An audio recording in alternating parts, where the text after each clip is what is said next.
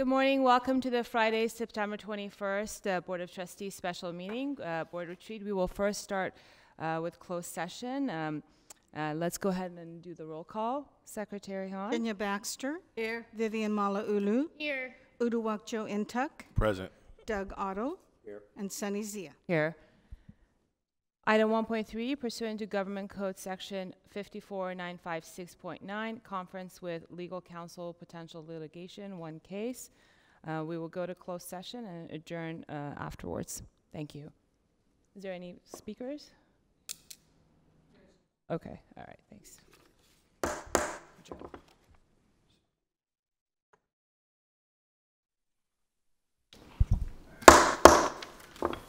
I'd like to call the open session to order for Friday, September 21st, 2018, a special meeting of the board retreat, the Board of Trustees. The first order is Pledge of Allegiance. Trustee Otto, would you lead us to the pledge? Everyone rise, please. Right hand over your heart. Pledge allegiance to the flag of the United States of America and to the republic for which it stands, one nation, under God, indivisible, with liberty and justice for all.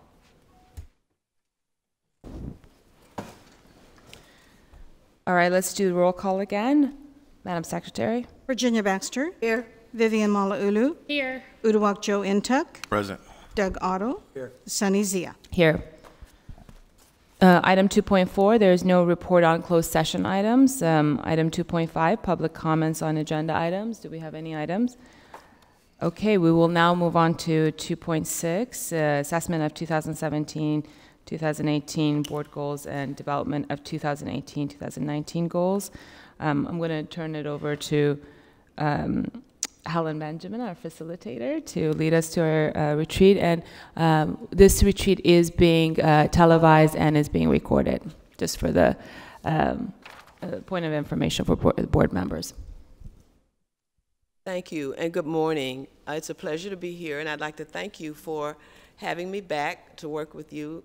Really enjoyed the work we did in the spring, and so today gets to be a continuation of that work, and I've been working with the superintendent president and with your board chair in putting together an agenda, which you have before you, a document that's stapled, and you will see some familiar things from the last time, so, and then some new things, and these new things are as a result of my last experience with you.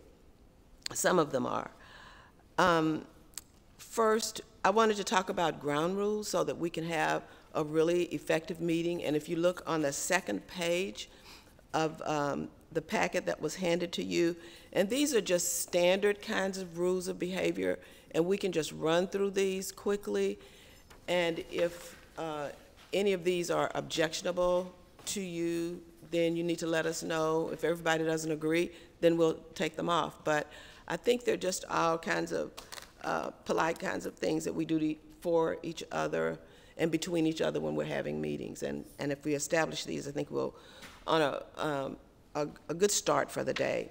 So, and as board members, you already know your responsibility in representing the community while you're here. And this first one is speak from a place of advancing relationships and empowerment of others. And that's most definitely your role. I'll try not to expound on each one of these. And then the other is speak for yourself.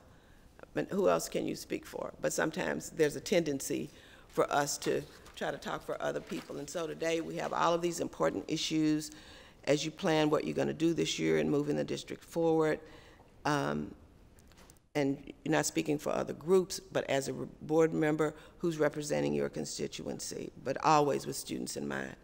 And then the other one is really important, and I find myself often guilty of this. When other people are talking, I have something I want to say, and I just want to jump in and say it. And just the tendency to do that is just so easy. But this particular ground rule asks us to not interrupt, to listen to what people have to say. And no matter how much we want to jump in and say what we want to say, just kind of hold your peace and give the person an opportunity to complete that thought.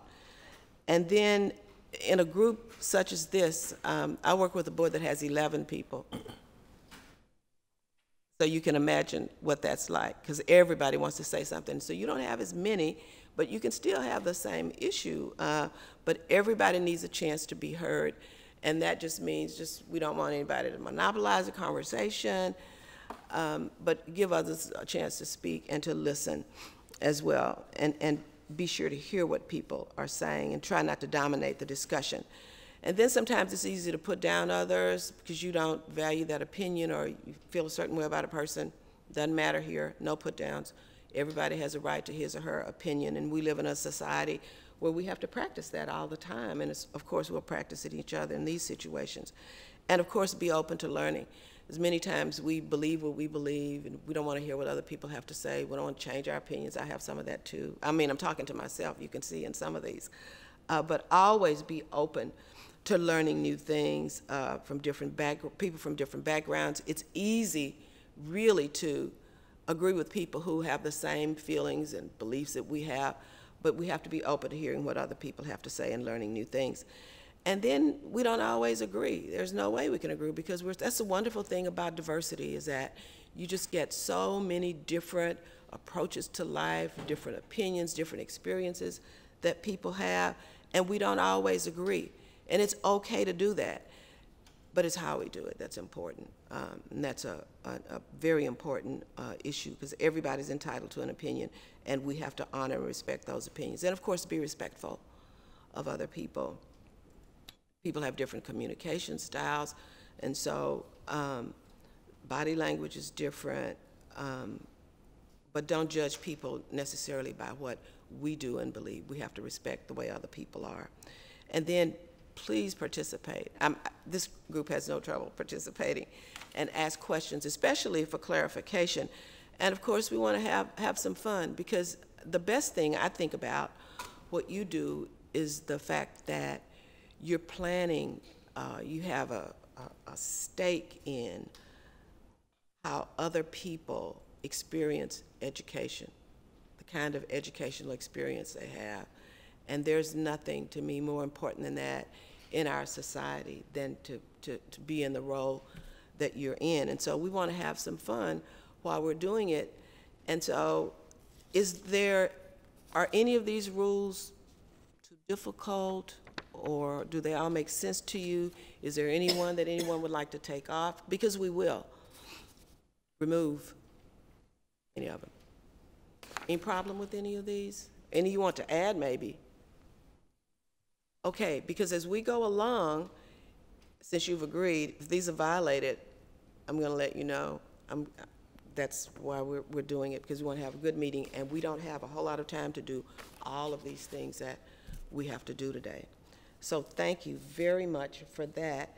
And then I sent you some homework to do, and I hope you had an opportunity to look over these accreditation standards. And as all of you know, an educational institution in the United States cannot exist without being accredited by its accrediting agency.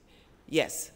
Helen, just I think on the ground rules, since there was no objections, I just want to, I think you mentioned before that if we don't hold to these agreements, we will be asked to leave. Is that correct? Yes, yes. But so just everybody needs to honor these ground rules. Right, we want everybody to honor these. Okay, so then let's look over the agenda then for the day, so you can see where we're headed.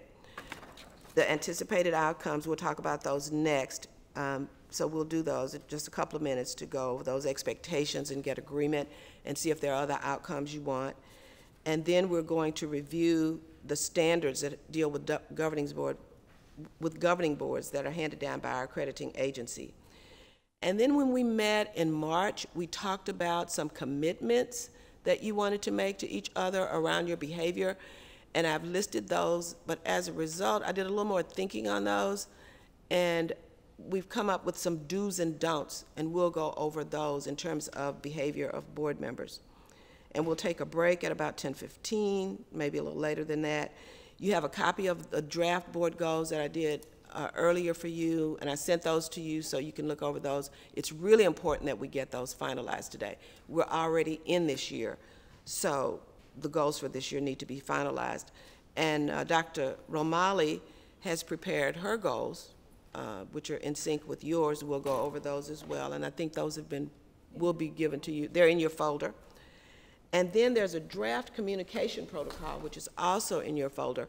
And this is from 2016. And it's something that your chair felt we needed to revisit. And so it's on the agenda for today.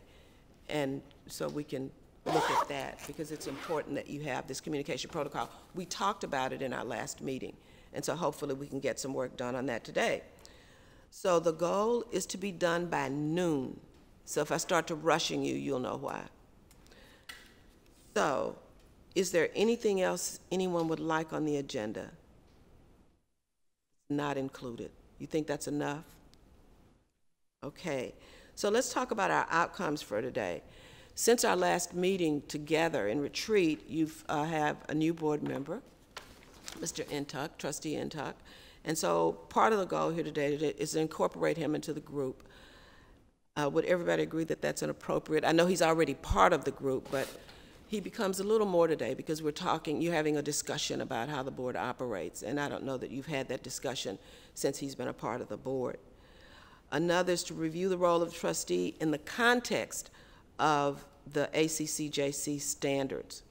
And then, of course, you want to finalize the goals for the year, finalize the superintendent president's goals so that she can be on her way, although she's already begun, I'm sure, and then review this communication protocol, and if possible, come up with something on which you agree as a communication protocol, and then assess your reaction to the commitments made in the spring retreat and talk about those do's and don'ts and see if we can come to agreement on those. Those work for everybody? Do you have anything you'd like to add as an outcome that I don't have listed there? And I didn't call all of you this time. I did make a phone call. I had a good conversation with everybody the last time. And so I have a sense of you already and with that meeting, so that's why I didn't do phone calls again this time.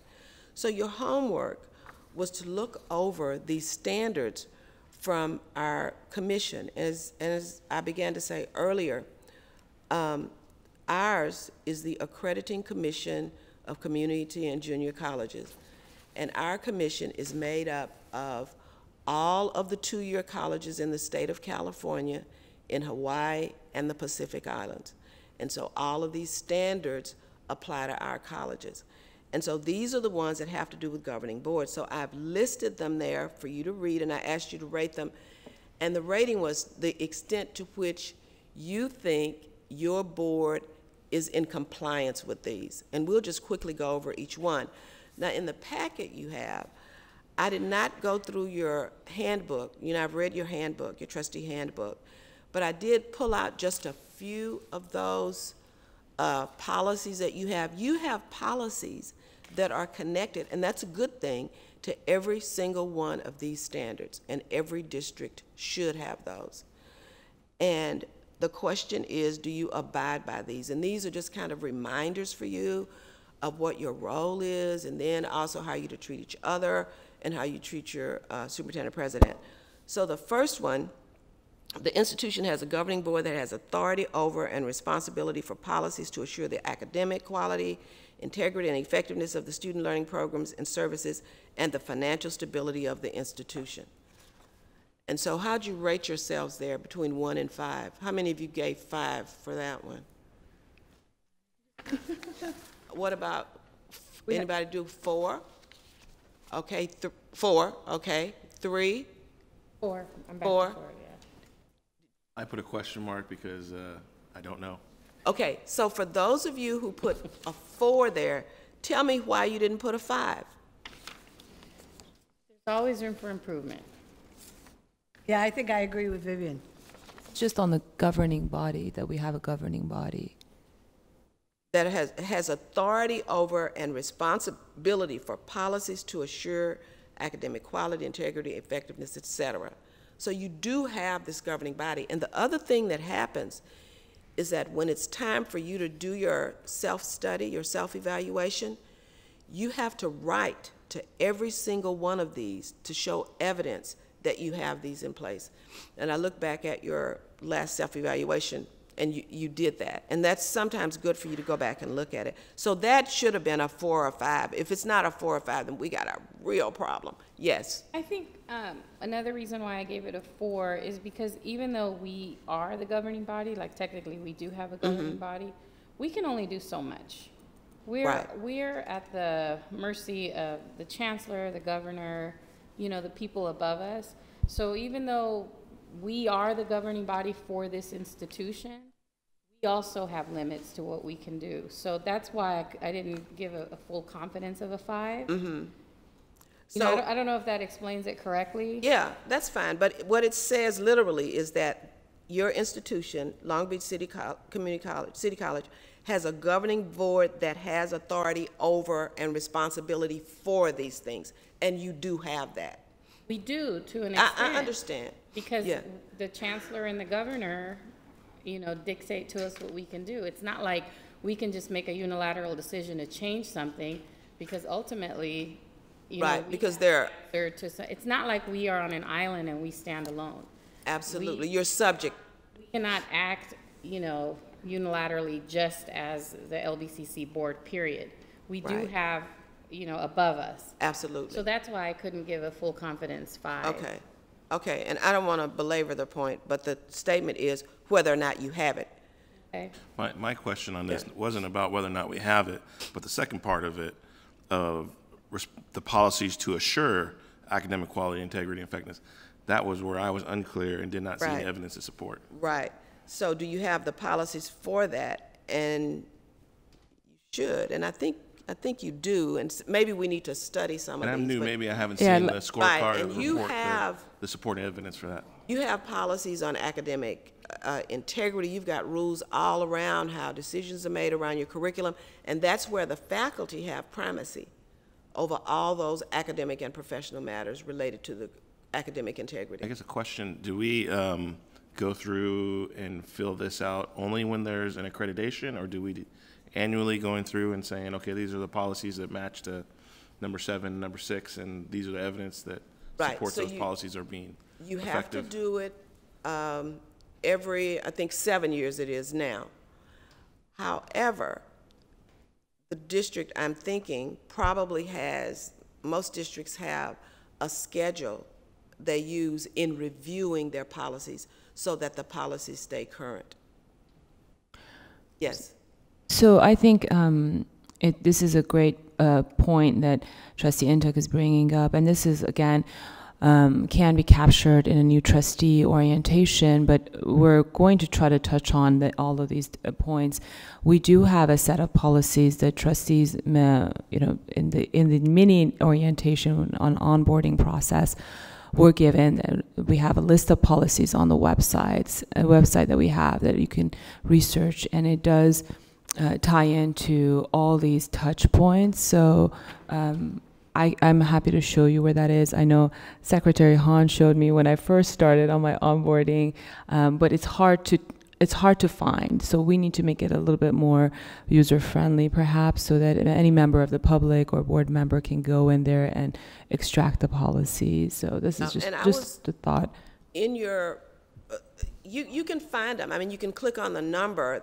The numbers are there, and the names of them, and they're divided into human resources. I haven't had any problem finding the policies or reading the policies. But I understand your question. Yeah, it's not about the policies, the measurement of the policies. Yes. Yeah. But that's typically what happens in most districts. So moving right along quickly, number 2 is a really important one, and this can be a tough one for boards sometimes. The governing board acts as a collective entity. Once the board reaches a decision, all board members act in support of the decision. How many of you gave a 5 on that one? Anybody? Okay, 4, 3, 2, 1. So let me hear from the 4s. Well, you know, this is the ideal.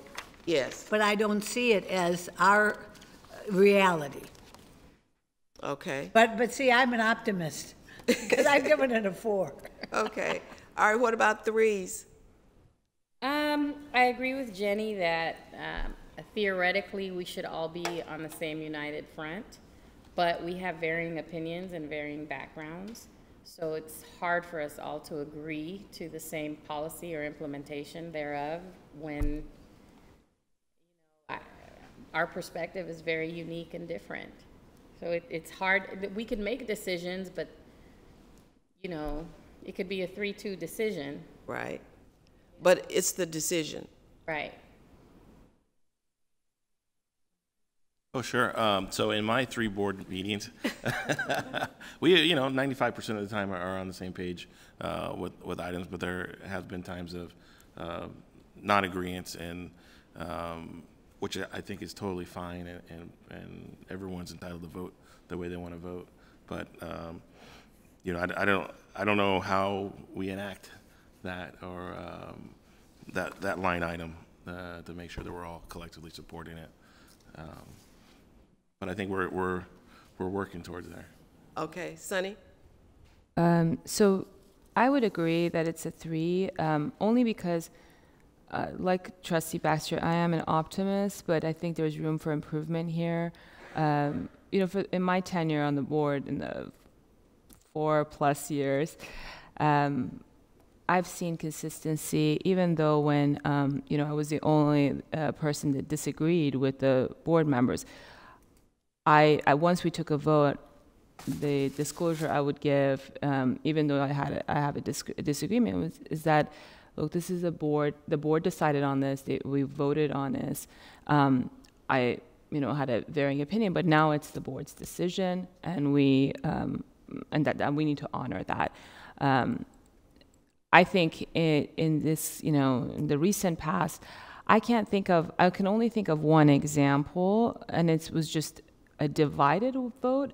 I'm not certain. It's not like there's been areas where we can measure like how people are acting outside, or it would just be hearsay. But based on hearsay, I would say that we could do better on saying, look, this was the body's decision. We need to honor it, support it. Yes, I voted differently, but this is what the body voted. We're a collective body. We're not like a city council where we're individuals. It's a different setup. So, but I think we need to focus on this, and there's room for improvement for sure. So Doug, you rated this one a 2. Comments? I didn't focus on the second sentence. I think by and large, we abide by the decisions of the board. I don't think there's any efforts to. I focused on the first sentence. It says the governing board acts as a collective entity. And it's my observation or opinion that we really don't do that very much, that a board like this needs to operate in an atmosphere of trust. A lot of trust. This board needs to operate collegially. That means that they work together to solve problems. The problems of community colleges, which we are charged with at a policy level of addressing, are very difficult and complicated. Unless there's a collegial, trusting atmosphere, I don't think you can make good progress on getting that done. And I haven't been experiencing that. That's why I gave it a 2. It's not because we don't abide by what the decisions are. It's just that I think that the board's identity needs to be Okay, so I want to give an example of myself. So let's say you're having a discussion about who your facilitator should be. And so 3 people wanted Helen Benjamin and 2 people don't want Helen Benjamin. So the 3 people win. And whether Helen Benjamin will come or not, if she finds that out, that's another discussion. But anyway, so Helen Benjamin comes. So the 2 who didn't want, could be adamantly opposed to having Helen Benjamin as a facilitator. So based on this, as a collective entity, when Helen Benjamin comes, she should not see any evidence that there were 2 people who did not want her. Collective entity, everybody's there, she's the choice. We made a decision, it was 3-2. We're all cooperating and we're moving this thing forward. She's the facilitator. That's the idea, that's the behavior. To me, it's a decision. You decide how you're going to behave. That's just my 2 cents. As your facilitator, I figure I can say anything I want. But I wanted to give that as an example. That's what it means, because in life, we don't always get what we want. We don't get our way, and we have to move forward in a positive way. And we don't want internally to be agonizing over things on which we didn't get our way. We were in the minority. Majority rules, that's what that says. And as such, you operate as a group and you move forward in a positive way. It's the decision of the whole, collective entity. And you don't go afterwards, after the meeting saying, well, I'm gonna bring this up again because we need to have somebody else. I want John Doe, I don't want help. Well, the vote's been taken. That's the way it goes. Okay, I can see this is gonna take a lot of time. All right, number 3, and we may not get through all of them. The governing board adheres to a clearly defined policy for selecting and evaluating the CEO of the college and/or the district system. So what I did on this one, because these were short, if you go to page 4 in your little packet and page 5, I just included the policies that you have on your CEO selection process, so you could see those in case you hadn't seen them in a while, and on your CEO evaluation process, because we just went through the evaluation process a few weeks ago. So you can see the superintendent-president selection policy is just straightforward. It says that you, the board, shall establish a search process to fill the vacancy. That's the policy. And then you don't, I don't know if you have, I didn't check to see if you had a procedure on how that goes, but you fulfill this requirement. It says you have to have a policy, here's your policy. It says you have to have one on evaluating your CEO, here's your policy. You meet those requirements. That's all you have to show the agency. So how did you rate that one? 3. I give it a 4. 5. 5s? Any 2s? 3. 3. Oh, 4. 3. All right, 3s. Why? It was because the policy, the evaluation thing is a little bit more than one sentence, but it was my understanding, and I've been on the board a long time, that we try and always do this.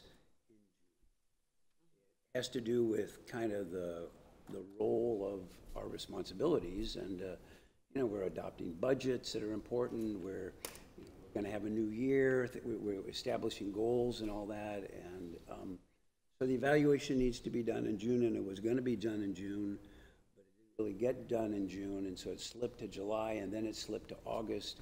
And so the reason that I said, yeah, there's a clearly defined policy, but I don't think we've been following it. And Is that for the evaluation? Evaluation, yes. Yes, Sunny? I think this was something that I could see why the perspective is valid, and the contract of the CEO says a different date, and so we wanted to honor the contract. That was why. It sounds like we need to refine the policy so that it's not so prescriptive, that it could be in accordance with the contract of the CEO for that specific policy. That's just my perspective. Yes, and that's the thing you need to keep in mind as well. When you're making decisions like hiring a CEO and you put a clause in the contract about evaluation, it needs to be in sync with what your policy says. So you need to look at what your policy and procedure say. That's why you have these policies. The policies govern what you do, and many times, if you're not familiar with your policies, you will come up with actions that are not in sync with those. So I gave 3 on this, not for the CEO evaluation process, but for the district system process. From my understanding, I mean, I was surprised as well earlier this year to find out we were 71 out of 72 districts for student success. And it's like, how did we not know, or how did we get there, that our district evaluation system and programs didn't catch it sooner, that all of a sudden, oh, you know, now this new funding formula, we're finding out we're in the bottom quartile. Right. You know, that to me was a big red flag that we're not, I think, you know, watching the system, but we're in transition. There's a new rules coming in, or right. new, you know, budget allocation, you know, formula process, but that was a very surprising, I think, event for everybody that Yes. shouldn't have been a surprise if we Yes. were, evaluating in a frequent manner of the overall district. Okay. Other comments on this particular one? All righty. So let's go to 4. The governing board is an independent policy-making body that reflects the public interest in the institution's educational quality. It advocates for and defends the institution and protects it from undue influence or political pressure. 5s, 4s, 3s.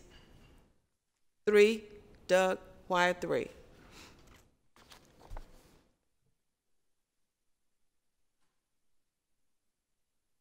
As we are an independent policy-making body and should reflect the public interest in the institution's education. I do believe that we advocate for and defend the institution and protect it from undue influence or political pressure. But we spent a lot of time a couple of years ago doing a lot of surveying of what the community thinks of us and what we think of ourselves internally. And my sense is that there's a feeling in the community of what they want from us and what they expect of us that we're not operating on in some ways. That may not be a fair statement, but when I gave the 3 in this evaluation, I thought, does the public know, are we following through on what it is that they want and expect of us? And like Uduak said, when we learned, for example, that our completions were down, when we learned that there were issues with regard to some things that were going on in financial aid, how can I be an effective advocate and be somebody that helps out if I don't know things that are really major? The 4s? Oh, 5? I agree. I concur. Balance, being able to serve the public, your constituents, being able to serve the faculty, the students, having the best interest of the college, in focus. But,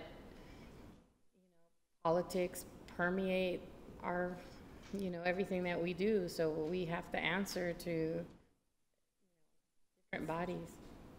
Yeah, what jumps out at me in this one is advocates for and defends the institution. You strongly support this college, is what that says. You go out there, if you've got a bond, you raise money. You don't let anybody talk negatively about this institution in your presence. You are defending it. I am not to say it's right when it's wrong, but that's a really important role that you have. You are ambassadors.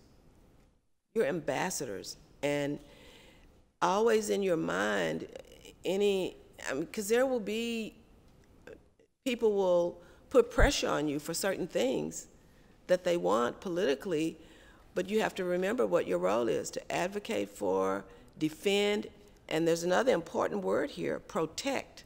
So if you were writing the answer for this, for your self-evaluation, what evidence would you give, this is rhetorical, that this board advocates, defends, protects the institution? That's what this one is talking about. That's such an important role, an independent policy-making body, and you don't use undue influence. So that's pretty strong. All right, this is going along very slowly. Can I just add, Helen, on this front? I disagree that it's on the front that it's not necessarily, we don't know we do know, in fact, we have elections that are representatives of what the public think of us.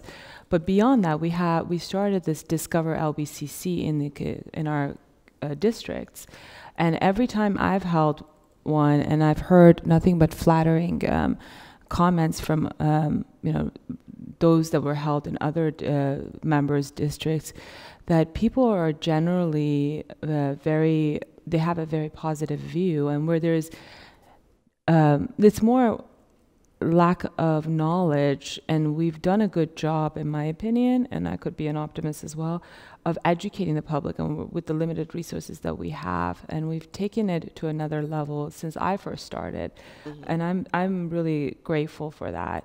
But I do think there's a distinction between, look, we can't bury a lot of these statistics that we have. We have to acknowledge it. And if it comes up, it's not necessarily that we're highlighting a negative. It's just, data doesn't lie. People do. But it's just a fact. And then, but talking about it more like we're working on the remedies. I think that's a distinction to be made. Okay. Perspective slightly different on that, because we started a communication plan. One of the things we were going to do was to go out to all the districts and have public meetings and talk about things. We did it for 2 districts, and then it stopped. Okay. We did it for 3, I believe. I think Trustee Malauulu, your district, Trustee Otto, and mine. Yeah, actually, mine was never done.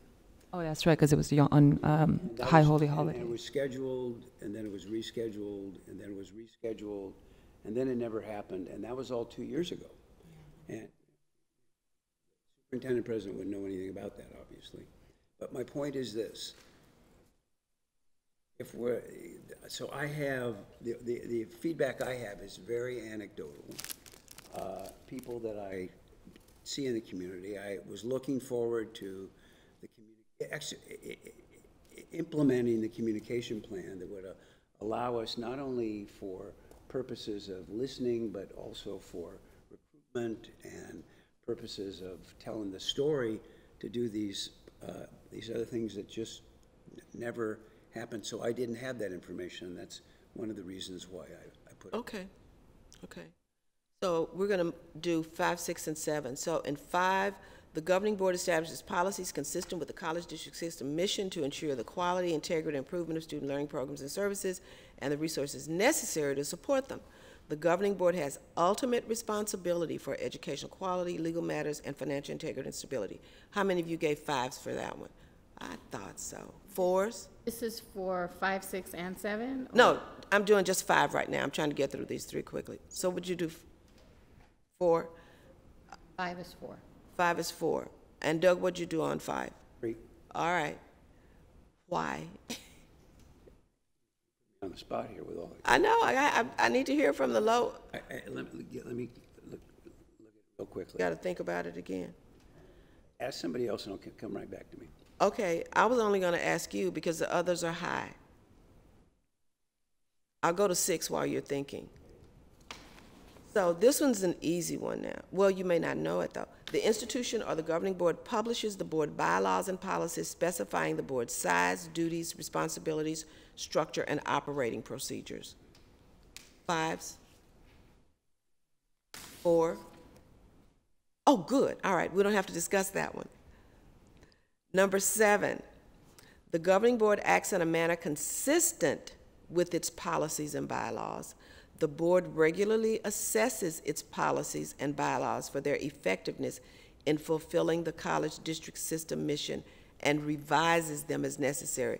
So that's what I was mentioning earlier, that most districts have a system for doing this, and I didn't check to see if you did or not. So how did you rate that? Any 5s on this one? Any. 4s? 3s? Okay. Wait, what number is that? 7, right? Number 7. Oh, 7, I put 4, sorry. Okay. So, Uduak? Yeah, when I look through, I've been reviewing the policies the last 4 or 5 months. There's quite a few that are from the 80s or 90s that have not doesn't seem like they've been reviewed in a long time. Right. And maybe there, things around those haven't changed, but I didn't see also a policy on reviewing the policies. Right. And so maybe that was an operating guideline that wasn't in a Right. policy. Right. But I hadn't There should seen be like one. a summary scorecard of what was happening. beginning. So that's why I rated it lower, just because it was the regularly assessed piece of that. Right, that's an important piece, and a lot of districts get dinged for that, so, yes, Doug? So I think on that one in particular, we do a decent job. I know that when our vice president for CBO for Administrative Services was here, the last administration, we were systematically going through them. You can systematically go through them, and by the time you're done with them, you're behind. Well, you keep going. Yeah. You do it, so you decide whether it's gonna be every 3 years, every 5 years, and then you put the last date at the bottom. Of course, some things come up that are more important right now to get done because they're things that are hot and whatnot. And I know that Superintendent President Romali, drew a line in the sand and said, I'm looking at these and we got to go through them, and we are going through them right now. So I feel like it's a never-ending task. The pragmatics of it are that by and large they come from models that come from the Community College League of California. Right. They've got somebody up in Oregon that spends a lot of time Right. doing this stuff. And so sometimes they don't get changed there when they should, because there are things going on in parts of the state where they should be. We should know about that. And so I think we're doing it. We're trying to do it. It's a never-ending task, and yet it's important. And you can implement your policies completely and absolutely, and not be doing the best job you could because you're not focusing on the things that actually really are important at that moment in time for your college. Okay, so, do I need to put something, well, and I knew you did have it, so Uduak, it does state in there, in 1001, it's at the beginning of the policy manual. A separate section, yeah. It's like the introduction. So I'm gonna move to number 8. This one has to do with the regular review of key indicators of student learning. How many of you, by the board, how many of you rated 5 for this one? 4, 3, 2, 1. It's number 8, Vivian. Yeah, 5. 5, okay. So we had a 2 1 fives. from Doug, 2 5s, 4, and Uduak. Did you know? I on this one? didn't rate this one because I've got all the documents, Yeah. but it wasn't. I didn't feel like I saw like a. I mean, we have a student success plan, enrollment Right. plan. I just didn't know what is our key performance indicator. If I looked at a one-sheeter of KPIs, I hadn't seen that, and I don't know if I'm looking for something more simplified that doesn't exist. Yeah. But I've seen this, but I didn't know how to rank it. Of like, how are we Yes. doing? Okay, We have an entire department of institutional effectiveness Right. that constantly is looking at KPIs and reporting to us. So I think it's prudent that, we're, in my opinion, exceeding other districts in that regard in measuring student success. Because, the student success scorecard comes out every 4 years, Right. or it's like lagged. But I have a lot of faith in our institutional effectiveness because we get these constant reports that come before the board where we're measuring the success. That's just my perspective. But yes. I'd like to hear, if it's okay with you, Helen, why Doug rated it the way he did. Because it sounds like, he views it as a deficiency. Yeah, you rated this one pretty low, Doug. Why? I acknowledge that we've had an outstanding institutional effectiveness program that brings us some information. What stumbled me on this was institutional plans for improving academic quality. the president's got given us a lot of information, says that we're doing a lot of things, and we are, and I think she's doing a great job in saying, we're gonna do this and we're gonna do this. I just don't know how it's going. And so that when we talked about where the institution's going, we said, you know what we need to do? We need to do a SERP. We did that. That was great, and that helped us. We're moving to a strategic hiring model. I think that sounds like a good idea to me, but I'm not sure exactly where that stands. Decreasing administrative operational costs, decreasing administrative personnel, taking advantage of attrition. I've wondered how we're doing with the number of employees that we have absent the SERP. Okay, this one is on key indicators of student learning and achievement, and then the plans that go with it. Yeah. But I think that this stuff, well, you know, we adopted over a year ago a enrollment management plan, and it's more or less been operational for getting close to a year now. I don't have any numbers for how that's working, whether we have more students now than we did before, or I know what we're doing. Yeah, and I just want to say to that whenever an institution comes up with a new plan, yep, it takes, as you well know, Doug, years, a while. You have to 2 or 3 years before you see some real difference, and that's if you are consistent in who your leader is, who's running that plan, who's doing all of those things. So there are lots of factors, and it's very rare that you're going to see results in a year. I understand that. Yeah, I understand that completely, but what the accreditation standard says, the governing board regularly reviews key indicators of student learning and achievements and institutional plans. We're saying this is what we're doing, but I just want to touch something. And somebody can say to me, you know, we're doing this program and it seemed like a great program to us, and then we took a step back and said that's not happening in that industry, and we're not going to pursue that anymore. And I understand that, and we didn't hit that. And I think that's as a result of looking at those indicators and the planning, please. So in your mind, there's room for improvement. You guys are kind of all over the place on that one, but it does take a while to get the data consistent, to get the trend data, so you can see if whatever you're doing is making a difference. Number 9, I'm moving forward. The governing board has an ongoing training program for board development, including new member orientation. It has a mechanism for providing for continuity of board membership and staggered terms of office. How many of you rated 5 for that one? Okay, 2 of you, 4, 3, 2, okay. What I included here, and I'm not going to ask you to talk this time because I'm running out of time. If you look on page 7, it talks about new member orientation. I did include that policy on ongoing training. There's a requirement in your own policies that you board members participate in educating yourselves as board members. It's such a shame when you don't and you're running an educational institution. So I think, you know, you have to model that behavior and have some training and participate in some training. That's probably why it's there.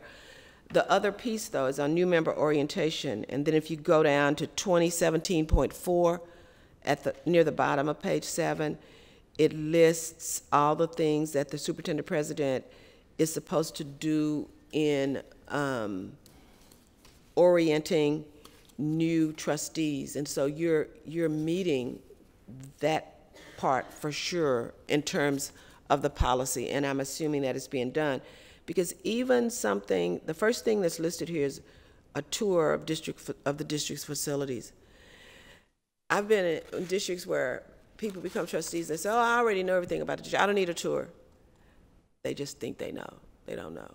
Because there's so much, you know, when you get on the inside of it. And the tour is, I was somewhere a few weeks ago where they were doing a tour, and then several of the board members decided they needed the tour too, and they'd been a while. And I think it's good periodically for board members who've been on a while to participate in such things. That's another Hellenism. All right. So we're going to 10. Board policies and our bylaws clearly establish a process for board evaluation. The evaluation assesses the board's effectiveness in promoting and sustaining academic quality and institutional effectiveness. The governing board regularly evaluates its practices and performance, including full participation in board training, and makes public the results. The results are used to improve board performance, academic quality, and institutional effectiveness. How many of you rated 5 for that one? That's number 10. Okay, 4, 3, 2. Sunny, why'd you do a 3 on that one? I just think we have room for improvement in this area. We have the board policies, but regularly evaluating the practices, performance, full participation in board meetings. That was the part that got me, and especially when in making the results public. I see that as an area where we have room for enhancements. I do think we have great policies, but there's always room for tweaks. That's just my perspective. I think it would be prudent for us to dust off these policies, like maybe on a quarterly basis, or just instead of having one board member or two work directly with the superintendent president and bring it to the board. It would be nice that as a collective body we discuss it. And those key policies, that's just why I rated it 3, because I think we have some room. Let's look at page 9 in the packet I gave you. This is your administrative regulation on board self-evaluation. And sometimes you just have to be reminded of these things. A says that in April of each year, the board president, in consultation with the superintendent, shall select a facilitator, et cetera, for self-evaluation process, working with the board president. So that's supposed to happen in April, according to your own policies. We did it in March this year. That's what we did in March. And then in May, and you can read the rest of it, but you have it laid out here for you. Yeah, the only reason no, I'm not in conflict with what you're saying. I'm saying your policy supports it. I just think, we go through, it's a kind of like a checkbox exercise. We do that every year, but we just don't monitor the performance. And as the chair, I'd like to do that with the board so we can just, check in and look at how we're doing, just to see, just so it won't be this abstract exercise on a yearly basis and we shelve it. It's just a perspective. Comment, Doug? Yeah, this is an easy thing to not do because it doesn't seem to matter all that much when you're doing a self-evaluation in public in some ways.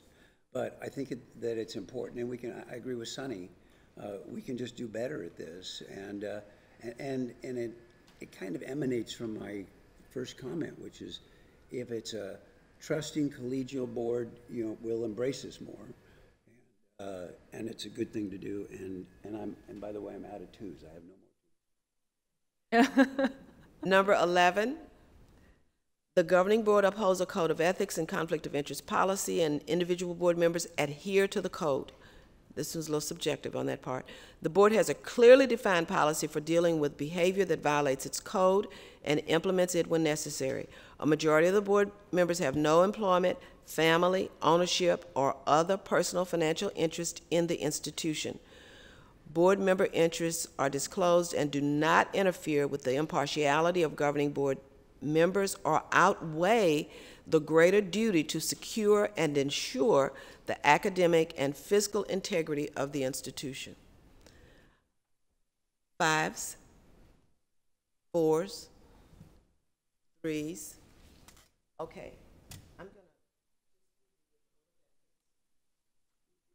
I had only a part of it in your packet. I put the whole thing. We're just going to look at it.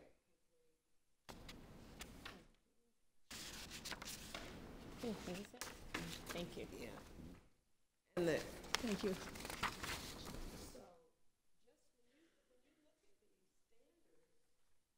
that the commission has established, you can see how how they want boards to behave. And you have everything written down. So if we look at this code of ethics that you have, first page, acting only in the best interest of the entire community, ensuring public input into board deliberations, adhering to the law and spirit of open meetings and regulations, preventing conflicts of interest. Everybody does a form 700. Exercising authority only as a board, using appropriate channels of communication, respecting others, acting with civility, being informed about the district educational issues and responsibilities, trusteeship, devoting adequate time to board work, maintaining confidentiality of closed sessions. And do you see that you have, these things are so important that they're repeated in different, this is the same thing that we're saying in the, that the commission is saying in its standards. You go to the second page, 2014.2 has to do with commitment. Study the mission of Long Beach City College, be an active advocate, on and on, maintain confidentiality. I will not read all of those. Go to page 2, 2014. This lists your primary tasks. Augment their effectiveness as board members through participation in conferences. This is the education piece. Workshops and training sessions, so long as participation in said sessions has a potential for or is a direct benefit to the district. Respect the accomplishment of student goals. I'm going to C, acknowledge that no individual board member has any legal authority outside the meetings of the board and shall conduct their relationships with college staff, students, and local citizenry and the media on that basis. Goes on, many different things there. H, hold the educational welfare of the students as a primary concern. And then 2014.4 has to do with the relationships between you. Board members shall promote and maintain good relations with fellow board members, maintain an atmosphere of harmony and cooperation. C, acknowledge and actively communicate. The authority rests only with the entire board. There, that one is again. In a legally constituted meeting, not anything outside a meeting, it doesn't count, and make no personal promises or take any private action inconsistent with that authority. Serve only in an advisory capacity when appointed to a committee. E, inform the entire board of the board president when a matter under consideration might involve or appear to involve conflict of interest. And then point 5 deals with your relationship with your superintendent president. You appoint the best qualified professional leader. B, promote a healthy working relationship. C, delegate authority to the superintendent president as a board executive and set clear and precise direction for the superintendent president. D, present to the SP recommendations for board action with sufficient information in a timely manner that would allow members an adequate period of time for study and deliberation. Promote full and open discussions on all facets of any recommendations presented by the SP before board action is taken, and then present any criticisms or concerns regarding the Long Beach Community College District individually or collectively directly to the superintendent president. And then 24.6 has to do with delegation of authority. You recognize that your SP is the primary spokesperson for the district or a designee identified by the board. Refer all complaints. Don't try to solve these things yourself. You don't have enough information. I'm telling you, I don't even work here, but I know you don't have enough information to solve all these things. Refer all of them to the superintendent president, who shall report to the entire board. And then it talks about evaluation. You have to actively participate. And 24.8, unethical behavior. It says in here, we read that part where it says you have to have a mechanism in place to deal with board members who do not follow the rules. And that's what happens, that's what you have in 24.18. And C, violation of the board's code of ethics will first be addressed by the president of the board, and it goes on to explain how that works. So you have met on paper those requirements in 11, it seems to me. Comments on that one? I just wanted to run through those because they're important. Yes, it's a really good document. I put on here like an annual audit or review. I know with this we do Form 700s, but even financial, Form 460s. Like, do we ever compare that to contracts or compare that to items that may come up that, you know, it's easy if you haven't looked at you do a document once a year, you don't think about it again. Right. And then we're not, I mean, yes, we're responsible for ourselves for items we think may be a conflict of interest, but sometimes you may not have been aware until, you know, it can happen after the fact because I didn't look at that or think of that as a source of a potential conflict of interest. So I marked it lower because I've never seen an audit or review done to say that, oh yeah, we're intentionally making sure that we're avoiding things before they happen. Yeah. Okay.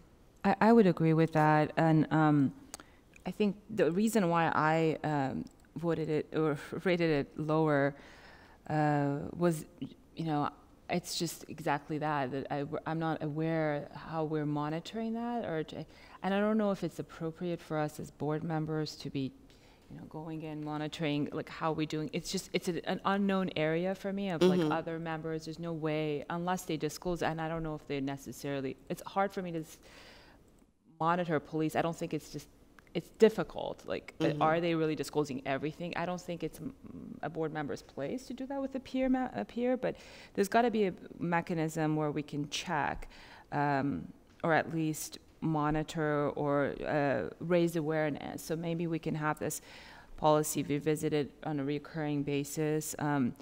That's something that would be meaningful. I rated it down also because of two things in the policy. One was on 2014.2H under commitments, holding closed session items confidential, and that's something that I'm not certain about. I think it's something that I think we need to work on and make it tighter. And the other one was on 2014.6, delegation of authority to superintendent president. I think we need work.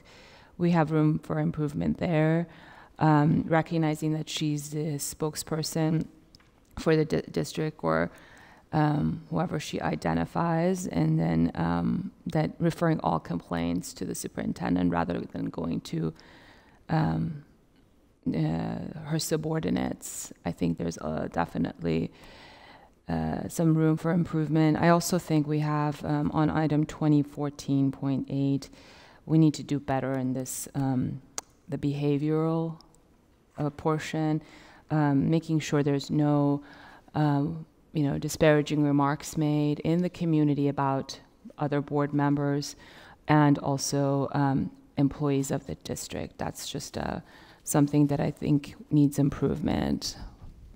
That's why I rated it down. Okay. Yes. Question. Is there a written delegation of authority form that we've voted on and signed off? Well, it's in your Clearly- policy. I'm saying that, but do you know if there's one? And I say in my public government experience, usually there's a DOA form that's filled out and say, okay, you have $25,000 in authority, or you have $10,000 of authority. That's standard practice, but I didn't know if we had a form like that was already signed. I think the Code of Ethics, because it's stated in the Code of Ethics as a policy. I'm sorry, I just want to make sure I understand. What exactly are you talking about, dollar threshold for delegation? So like usually there's a form, it's called delegation of authority. Usually it's around financial issues, public sector roles. Yeah. But there could be a delegation of authority form that just explicitly says what are the delegation of authority that we, And you vote on it everything is- annually. I've seen Piece it of around paper. purchasing. I could tell you, for contracts, it's $175,000 delegated authority to superintendent president, and I believe, and that includes change orders, if I'm not mistaken. Yeah, I know And around then money. For purchase orders, I believe it's $25,000 that gets ratified as accumulation that comes in our dockets that is now itemized.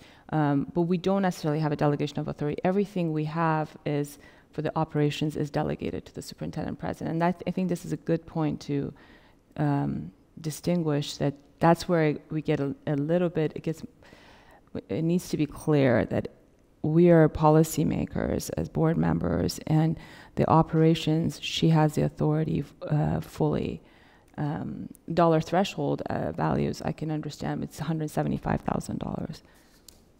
But you're saying a document that delegates authority to the superintendent president. Right. It could be a board resolution, or something. It's in the policies, but I don't think there's a form. Yeah. I've seen in other places that not just exclusively financial, but it just could be a practice or something to consider. And that would really make people It would just conscious of it. formalize. Yeah, we have a policy, it sits on the website, but if we take no action on the policy, then it's meaningless. Right. I guess I'm puzzled. Everything is delegated to her authority. She's our only employee that operates the district. So I don't know what else we need to distinguish. I'm It's behavior. unclear. It's behavior. Do people let her do the job? That's Oh, I see. that's yeah. So it's on paper. You have the policy. That's why I said you have most of this covered on paper. We have to enforce it. But whether or not you're doing it is another matter. And then when you write to these standards in your self-evaluation for the commission, you have to show evidence of how you're doing these things. And then we'll go to number 12 now. The governing board, and here it is, delegates full responsibility and authority to the CEO to implement and administer board policies without board interference and holds the CEO accountable for the operation of the district system or college respectively. How many of you rated 5 for that one? 4, 3, 2. Explain your 2, please, ma'am.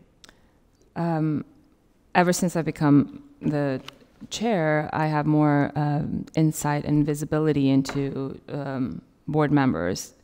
Inadvertently, or I wouldn't be, I'm too imperfect to assess whether it's intentionally, but I think directing the superintendent president or having a wish list, and I think, or just going to subordinates and other employees directly. I think it's inappropriate. I think it needs to be managed, and that's why we have these retreats to just educate each other. This is an area that I am very worried about, and I think we need to get into the habit of not micromanaging. I'm seeing more and more of it, and making sure we delegate the authority. And this was why I knocked off some points in the last question. We've hired an employee, superintendent president, who we fully trust. We just extended her contract, and we need to manage ourselves and not directing her or micromanaging her or going around her to her subordinates. Reactions to that? The rest of you rated it 4 and 5. Is there any agreement in any of what Sonny just said? Or yes, Vivian? I would like to just focus on, I actually put a 4 with a question mark. I struggled with this particular item because as written it says the governing board delegates full responsibility. I think we're all in agreement to that. We do delegate full responsibility to the CEO. What happens at that point is where the question is. So yes, we delegate, that should be a 5, but how much do we have confidence that she does that? And I'm speaking, for individual board members too. Everybody responds differently. But, do we follow up with her? Do we hold her accountable to a certain time if we tell her about a problem? What expectation do we have for the resolution? I need to hear back from you by the end of the day.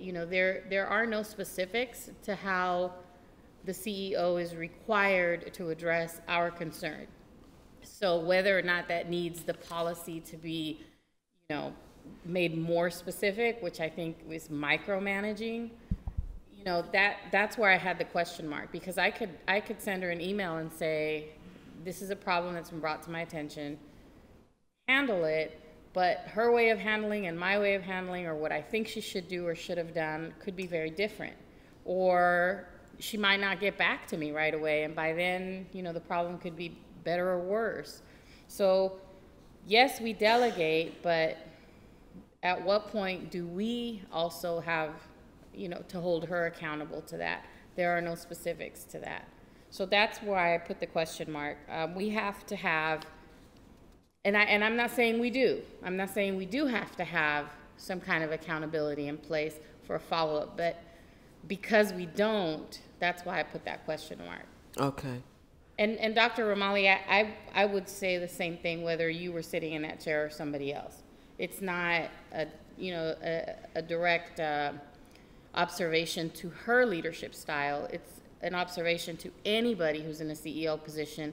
The board will entrust the person to, you know, we will delegate the authority to that person, but then what's the accountability? How do we get that back?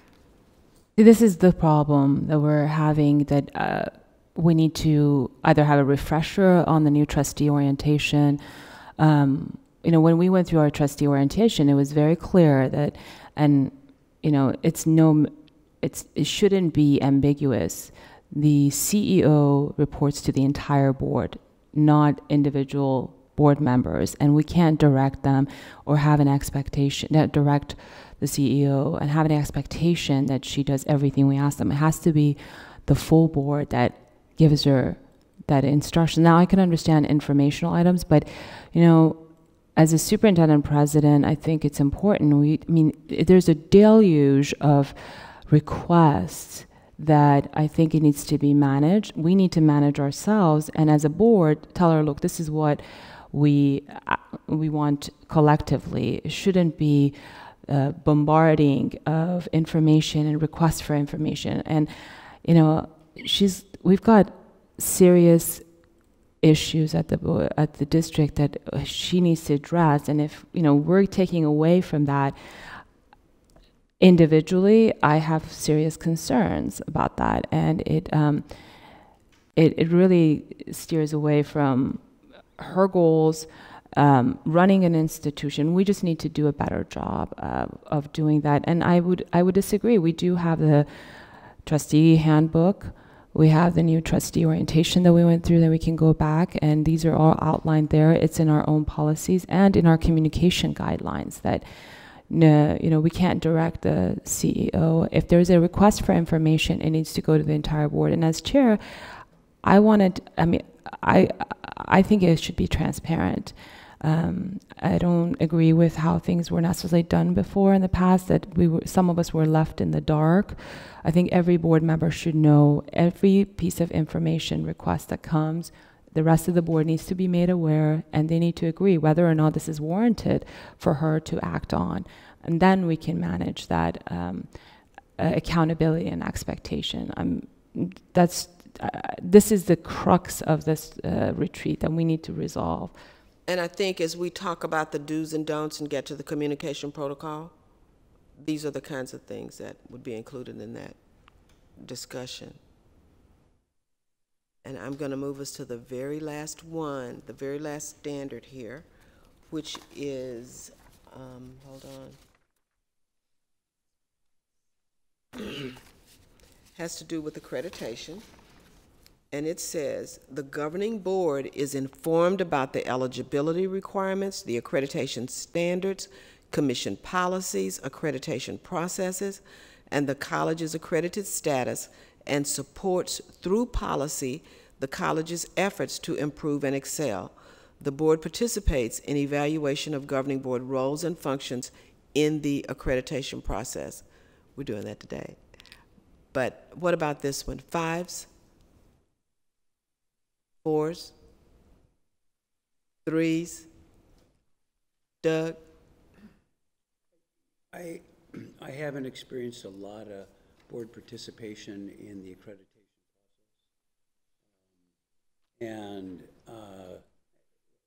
clarify that statement.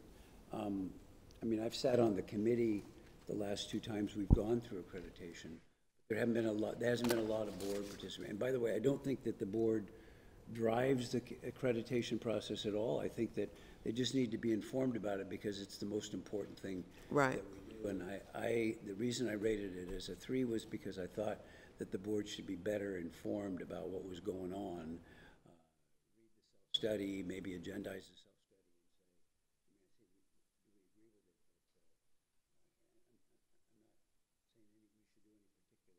and say, historically, I don't think that there's been. Yeah, and maybe once a year there's some training or something around accreditation, and the CEO will even come and do training sessions for boards on accreditation. So it's easy to put it, and just what we're doing today meets that requirement. Now you know all the standards that deal with governing boards, and that's what it's talking about, that you're educated about it. Sunny? I agree with Doug 100%, and I don't have anything to add to that. Okay. All right, so we know we need to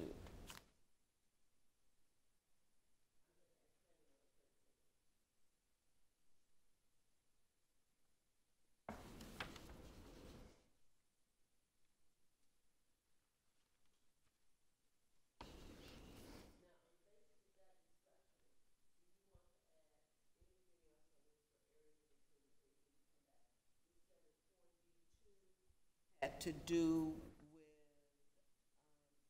the board acting as a collective entity once a decision is made.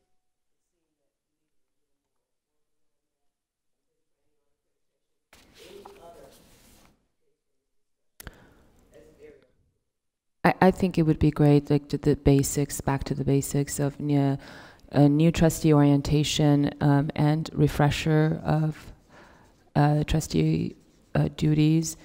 I'm thinking even bringing a facilitator here so that we can revisit those and remind folks of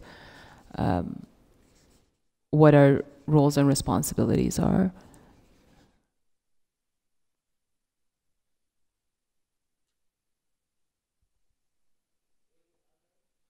I would add frequent district or system evaluation.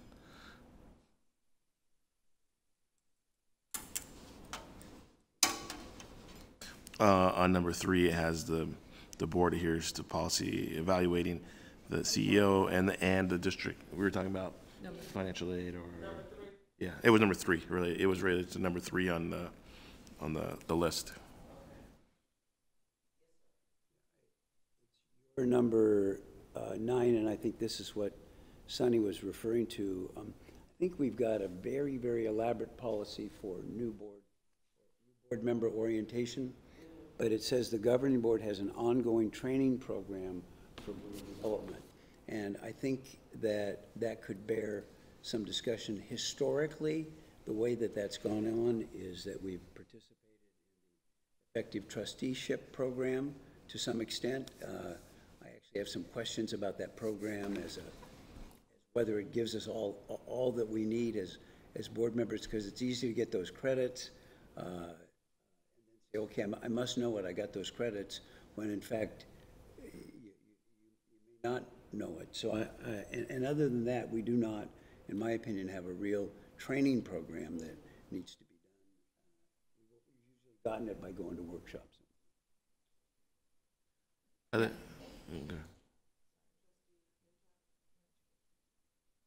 Oh, the other thing to add was an annual ethics review or audit. I would say quarterly review. So that's number 11. I would change it to quarterly if it's the consensus of the board. Because I would change from annual to quarterly for ethics review. Like, just the board. That's probably too frequent. It just. There's not data that comes out that quickly. Okay.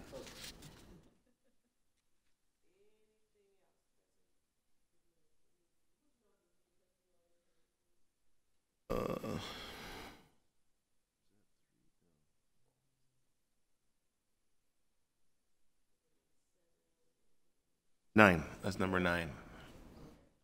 And I would just, I would agree with Doug. I am not certain about that effective trusteeship. And, as a body, I'd like to have all of us go through it together collectively, because sometimes we can't make it. And it would save the district a lot more money if we brought someone here. It can come to you. You could arrange it so you have somebody come and do it for you. I'm going to give you 10 minutes and 10 minutes only for a break. make one comment before we break in. You know, I not only, once we've picked a president, I think the main job of the board is to make the president successful.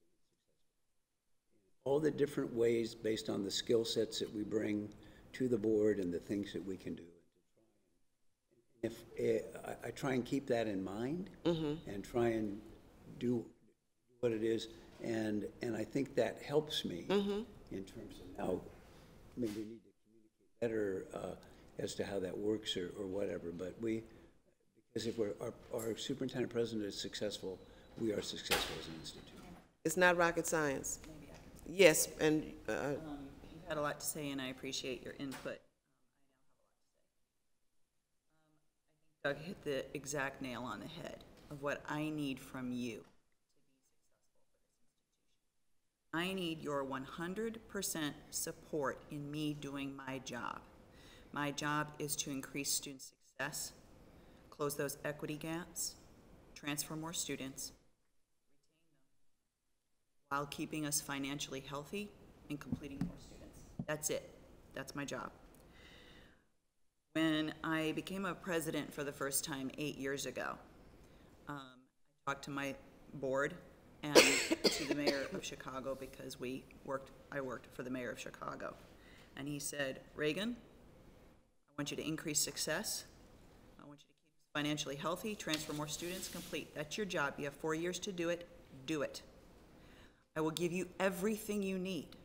Money, time, PR, support, partnerships, anything you need. You tell me what you need, you will have it.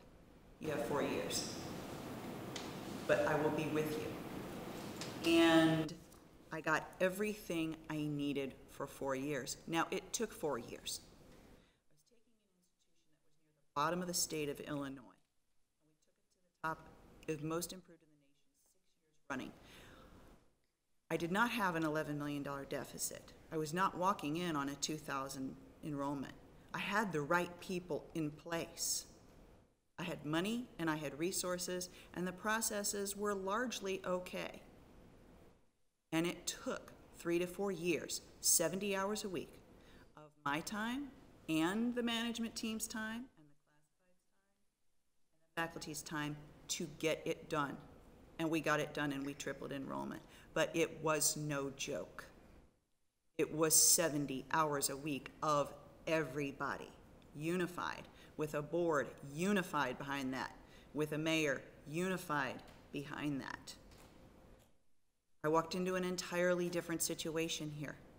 I walked into a situation that is second bottom in the state, which is worse than the situation I walked to in Chicago.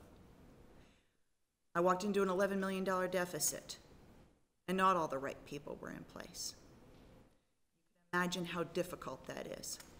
But I'm glad to be here because I learned a lot in 6 years, and I'm going to do the same thing here. I'm going to take us to the top of the nation 6 years running. But everything I touch has problems. So we make a wonderful plan, and we think it's going to work. And then we touch something like financial aid, and we find out, my goodness, there are processes, there are messes. We will clean them up. But I need you to understand that it took 3 years of everybody 70 hours a week in a situation that was better than the situation we have now. We have a 3-year time frame on this fiscal cliff. We must make it. We can make it. We have talented, incredibly talented, some of the most talented people I've ever worked with. It will take everything we have. I need you behind us to make it work. I started, for entertainment purposes and to get myself more organized, on my desk, because my desk is becoming a disaster, of making a list of board requests that have come in over the last couple of months. I'm up to 9 pages. Remember, we have 3 years. I have 70 hours a week of everybody. We need to keep our eye on the prize. It is student success. It is closing the equity gap. It is transferring more students. It is completing more students. We cannot get to the end of the 3 years and say we have failed, because that will mean a failure for the institution and, most importantly, a failure for our students. I'm asking you, and I need your help and your support to make that happen. Please, let's focus every request on those goals and getting to that goal. Please stand behind me in making that happen. I thank you from the bottom of my heart for allowing me this chance. You have hired the right person to do that because I've done it before. And we will do it again with these talented people. So I thank you for allowing me that opportunity, and I ask you for your support in us getting there. 10-minute break, only 10 minutes, please. So back here at 10:54, right? Yes, ma'am. Okay. All right, we're adjourning, folks. Please get off your phones. Helen, it's all yours.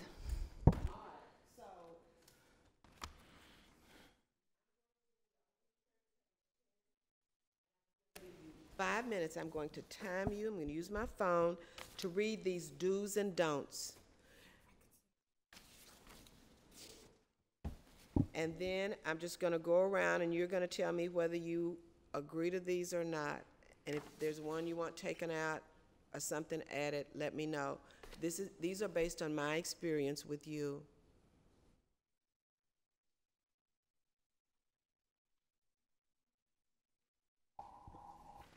Gotten there yet?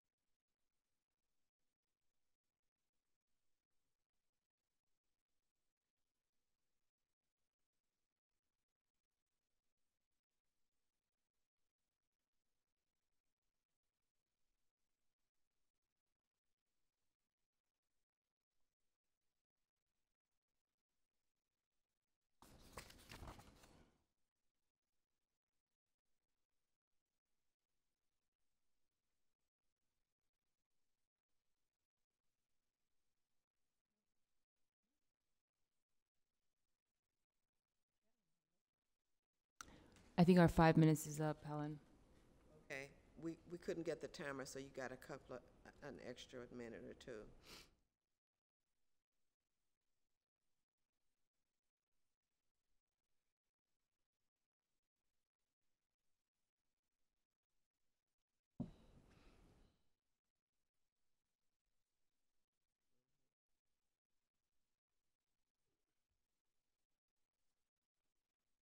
Okay, you ready? Yep. I'm going to start with you, Jenny. Okay, sure. I agree completely with all these, but I have a question. Yes. And my question is, because we are elected Yes. and we have constituents, how can we not ask questions of the superintendent president when our constituents ask those questions. I'll give you a problem just How do recently. you get that you can't ask questions to the Well, superintendent? that was on the, remember that every request made to the superintendent president may not be made by an individual board member. Yeah. How do we handle That's that? not a question. Oh, I think I understand. Okay. I think you're thinking of, hey, what's going on with the parking on the grass at such and such? That's a normal, everyday question Oh, okay. that would come up. But a request, hey, I'd like to see a policy on smoking on campus. Okay, So okay, it would come before the board. okay, That should be brought up in a board meeting. okay, okay, all right. You cool? I'm cool. All righty. Vivian? Same. In response to all of these, all the do's I do, and the one don't, I don't. There's a don't on the, that goes to the next page. Oh, I didn't even see that. All right, I'll come back to you. Sunny? I agree with the do's and don'ts. I just, a reminder that everybody please speak to the mic. Apparently, it's not being captured if you don't That's speak. right. I'm sorry. Uduak? Yeah, I guess we'll talk about more when we get to the communication piece. On the ensuring the spokesperson is the media, is the board president, and the superintendent. I agree with that. Yes. But does that, like a gag order on anybody having any communications with media? No. Now, do you want to speak to, No, we're going to go over that in the communications policy. You can speak to the media as long as you distinguish that you're speaking as an individual board member and it doesn't reflect the opinions of the board as a whole. I guess the other thing is, and we have lots of communications, whether you tweet or post on Facebook or Yeah. send an email newsletter that could be picked up by the media and they could cite. I mean, anytime, it's pretty clear that's what it's the individual speaking. In that instance, even though it may not be an official press release, that doesn't conflict. It does. You have to specify and clearly say, speaking as an individual board member, this is my opinion, and you can tweet it out. Because you're not the official spokesperson for the board, and it could be inferred that you're speaking as for the entire board. So that's the distinction. Is there some boilerplate? Yeah, maybe there needs to be some language. We can create some boilerplate language because we want to stay clean with ACCJC on this, and they're real specific on this, so we can create something that might be helpful that you maybe stick on the front I of have the something I newsletter. can share with you. I mean, and the other thing I think is this policy should probably be communicated with the local media so that there's understanding on both sides. 'Cause Yes. I don't think the local media or other media operate in that fashion. It's incumbent on the individual trustees to say, the first thing is, when you get a media request, have you contacted the board president? And that's why, we emphasize going through trustee orientations and the handbook. It's all specified there. And they train you on how to deal with the media. So when you get a media call, you're supposed to say, like, at least when I was not we're a gonna talk about this board more- president, more well, you detail asked, later. I'm trying to answer. Have you connected with the board president? And if they say no, you direct them to the board president. If they press and say, what is your opinion? Then you have to state, as my opinion is X, Y, and Z.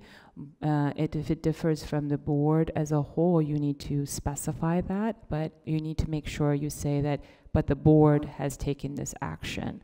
And this is my personal opinion. That's what we were taught and what we're supposed to follow. We were just having a little side conversation about a mechanism to use in order to get this kind of down on paper for you, and how the president can send something out. So you're sure, so it's just not out verbal today. That's the communication guideline. I mean, I've sent this to the board as a refresher.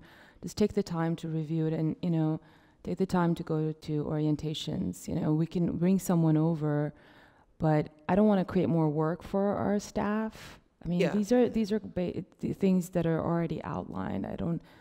We need to take the time as trustees and look into them. I disagree that the superintendent president should take away time from her. That was more me than her, because it's already done. I can just send her an email.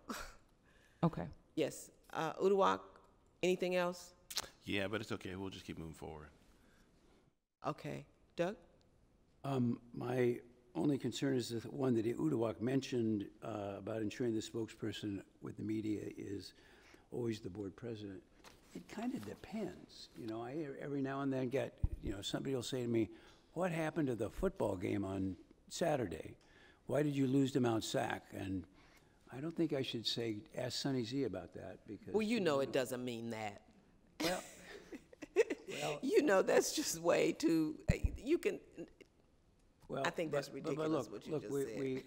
we need to recognize that we're elected officials in a political environment, that I agree with the concept completely, and I believe that I follow this explicitly. I do not say every time. I am not, by the way, speaking on behalf of the board or, but it's generally understood. Is this working? Closer to you. Okay. So anyway, that's the only one, but otherwise I agree with everything. Okay. I would just good, like thank to you. refer the board to the guidelines that you, Mr. Otto, were on the subcommittee and you drafted and brought to us and we approved. And if you look at page 3, this is the communication protocol that we're going to go through. On the media section, it says, board members will be expected to respect the board president or designee as the official spokesperson for the board to the media. Is this not what we agreed to? And board members are expected to refer calls from the media to the superintendent president or board president as necessary, for instance, when the media is seeking the official board spokesperson. As elected officials, individual trustees are free to speak directly to the media on any issue so long as they're clearly stating that they are speaking as one individual board member, not for the board as a whole. We have to make that disclosure. We all agreed to it as of 2016, and it's codified in our guidelines. Okay, I am moving us along. Thank you so much for following my request on these do's and don'ts, and you'll see something back later on that.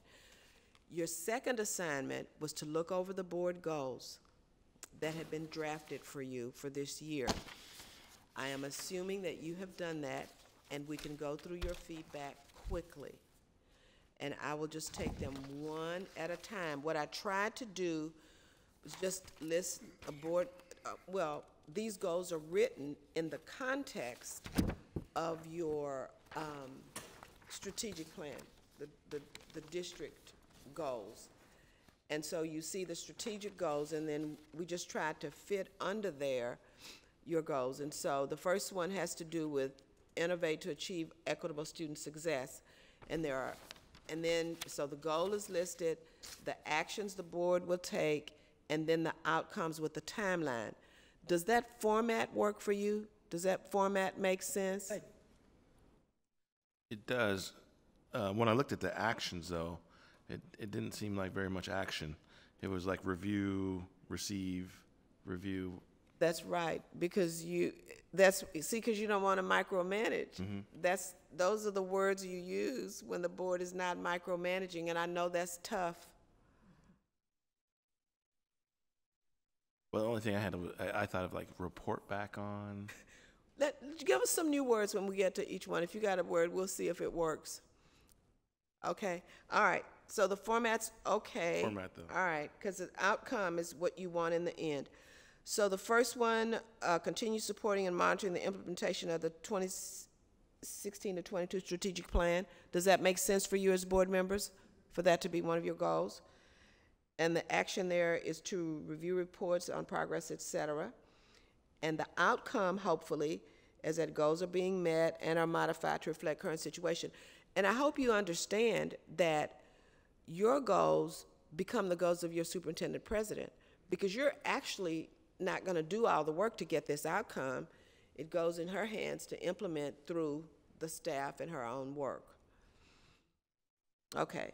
So does that one make sense? Any changes on goal number 1? What about goal number 2?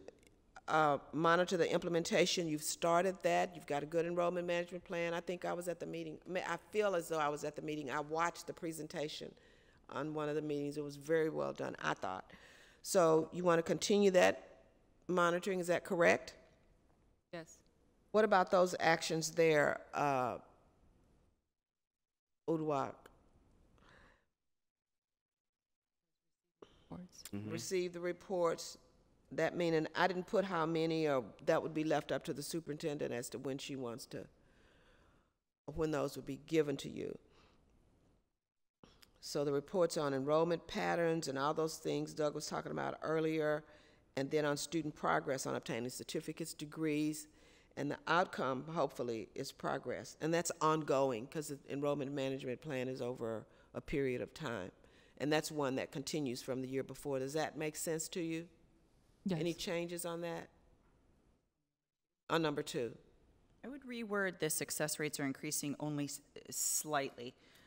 Success rates increasing is not within our control. Okay. What is within our control is, because ultimately the success rate is up to the student. However, what is within our control is creating the environment that is ripe and ready for them to achieve success. Have we done that? The rest is up to them. So as long as we've done everything we can possibly do to create the environment, that's within our control. All right, so I'm lost. Would you tell me where you were? I think that's number 3. Right here. which number? 2.1 or 2? Or Oh, I'm sorry, I think I got ahead and went to 3.1. It's 3. Oh. 3. It's under 3.1, that's why. all right, so we're okay with board goals 1 and 2, and now we go to strategic goal 2, Just, which has to do with quickly, readiness. Yes, sir. On 2 outcomes, it has a similar type of scenario as the student success rate. It says completions are increasing. The next one, it says student success rates are increasing. Is there better phrasing for the completion phrasing as well? Well, I'll accept anything you give me. Well, just that Dr. O'Malley brought up. Should it completions are an environment for completion increasing, or the board has done everything reasonably possible within the year time frame to create initiatives and an environment that is right. So the for success, outcome, lost for the word, that is ready or conducive to student success, conducive to student completions. Guys, So I that's have the to say, outcome. I think it's adequate the way it's written. Let's not overcomplicate it, because it is saying that we're providing direction where needed. And completion is a success measure for our students. So it addresses it. I guess I'm a little lost of like why we need to change that, because it's just a performance measure for the success outcomes that we have on the next goal. I think where my line of thinking was, if your goal as a board is to increase completions, and you've done everything humanly possible to create the environment that is successful completions, but the students decide in their life that they, for whatever reason, they're not going to, I wouldn't want you guys to feel like you hadn't done a great job because you had done everything within your control to give yourself a great score, that you'd done everything you could that was within your control. Okay.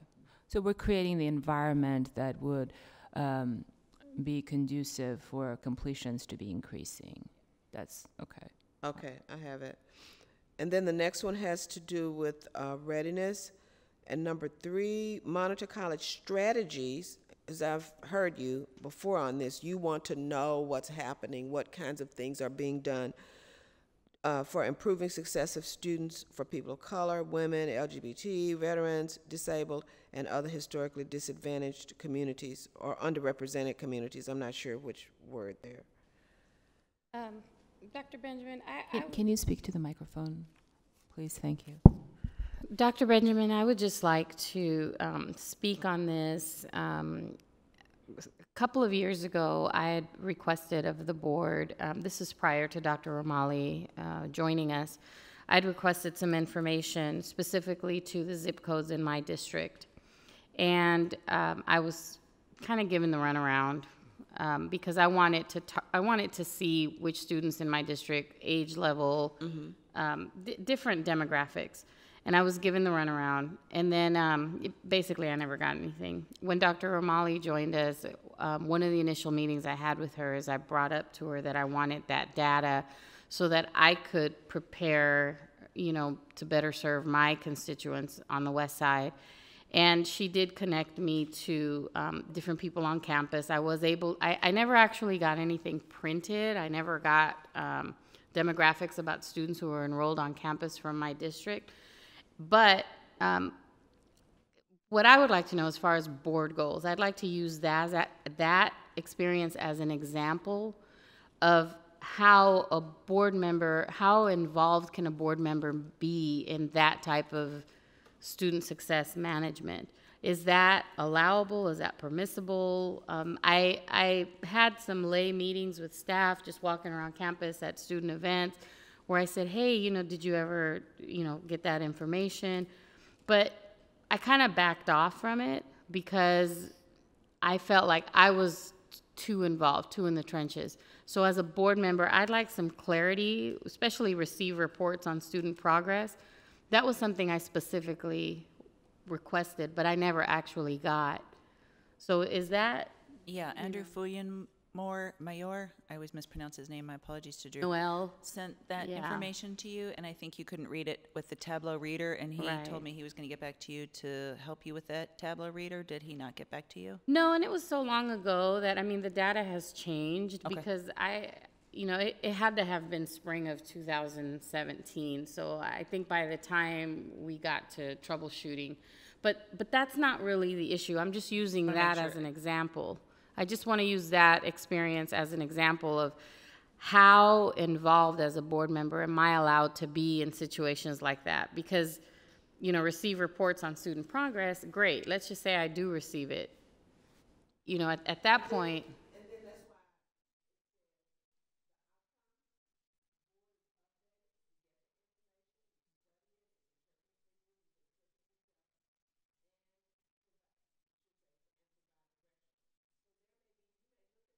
As a board and say, we're really concerned about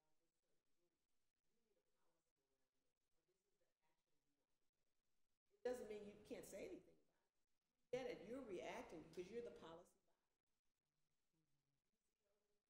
Right.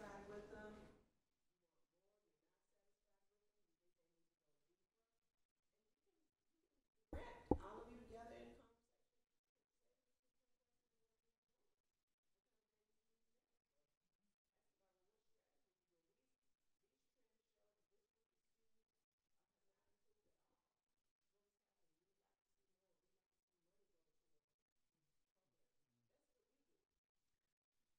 Sure. Okay, thank you. what I added here was receive.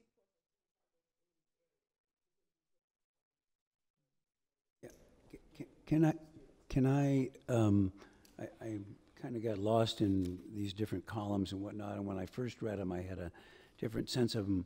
But our second strategic goal is accelerate college readiness, and then the board goal is to monitor strategies for improving success of these students. What does that have to do with college readiness? Well, For all student groups.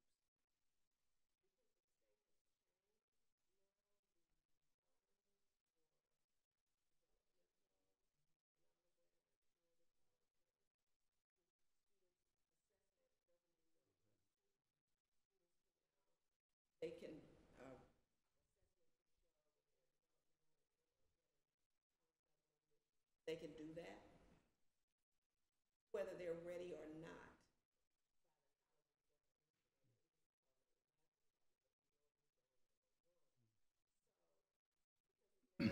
Because it says college readiness, I was just thinking a different definition.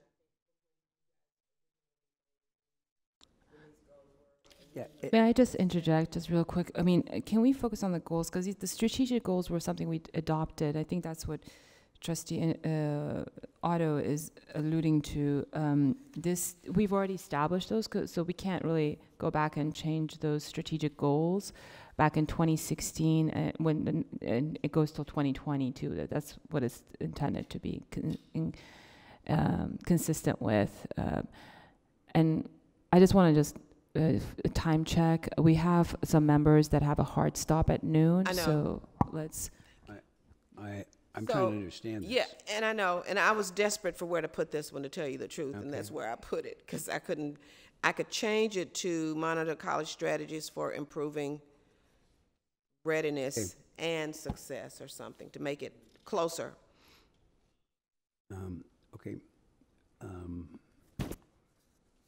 Okay. I think in the goals and the actions and the outcomes and timelines, we need to explain it a little bit more. I mean, there's a bunch of things you can do to measure college readiness. You're going to figure out where they're coming and how many are coming, Right, but that's what the staff does based what you have here. This is what the board does. and that's why I'm trying And to. so when she, there's a lot they have to do in order to get this goal met.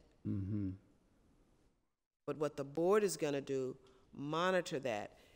You're not going to tell her how to do the work. She figures that out. No, I understand that, but when it, and I understand the board goal is to monitor college strategies for improving success of students, of all different kinds of students. But is that before, what does that have to do with before they get here? Well, when many of them get here, they're not ready for college. I know that. I think that's what that one means. And while they're in college, you have to get them ready for college. That's what developmental programs are. Right. Maybe we need to say it explicitly about what it is, if that's what it is, because a lot of. I did not write these strategic goals. I'm just trying to use them. No, I'm not trying to change the strategic goal. I'm just trying to figure out how to operationalize it. And whether this does that. Okay. Is that a little clearer? What? Is it a little clearer? I mean, that's, you're kind of Very little, constrained but by the wording. Okay. Right. And then the outcomes, that one probably needs a little more work because, well, it could go somewhere else. I was trying to get at the diversity and inclusion piece of all the different kinds of students you have. So that's how it ended up there. Maybe it could go in, the goals are straitjacketing. The strategic goals. You guys, let's not have. That's the problem, is making perfect them fit. be the enemy of good. In this case, I think let's focus on the goals, and then we can find the strategic goals that it's aligned to. So if you see that they're not aligning, that's why.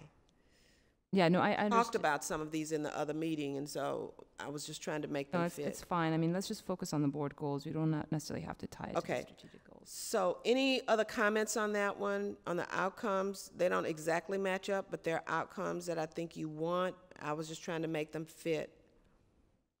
I can work a little bit more on the wording on number 3. Okay. I think it's fine. All right, and then we go to goal 4, which has to do with climate. And this is where, in our last meeting, these were some of the things you said you wanted to do yourself: improve board governance by creating a well-functioning board unit and adhering to principles of effective boardsmanship. So periodically hold 1 hour to 90-minute in-depth discussions on topics of interest to the board. Is that one you want? Yes. I think this is very pertinent. Decide issues at board meetings after full debate and consideration of all points of view. Do we need that written down as an action?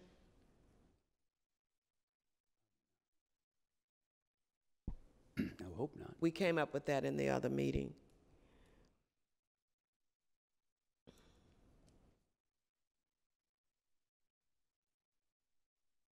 I think it's important to have it. And then 4.3, I have honor commitments made at planning retreat regarding intra-board relations. We could change that to listed in the code of conduct, because there's a section in here on intra-board relationships. Sorry, say that again. I didn't even hear that. 4.3, Yeah. honor commitments I had made at planning retreat, but those same or even better worded commitments are in 2014.4 of your Code of Ethics. That could be the reference.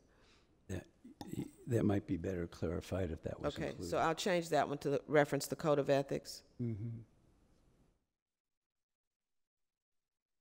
And then review board policy 2014, policy on Board of Trustees, Code of Ethics / Standards of Practice. We did that today a little bit. So you've met that one. Do you want to keep that? It's an easy one. You might want to look at it again before the year's up. Yeah. Yeah, I think that was one of the action items that Trustee Intuk raised, and it's Okay. good for us. And then the last one has to do with resources, more or less, invest in people and support structures for transformation. So number 4 is on the long-term fiscal health of the college district. Any comments on any of those? Actions or outcomes? I think there's 2 number 4s. Is that an error? Of course. That number 5 and 6. Yes. So we have 6 board goals? Not There are 5. 6, Right. yes. Thank you, 'Cause Sunny, very we much. added, And so number, 4 is now the second 5. 4 is actually Yes. 5.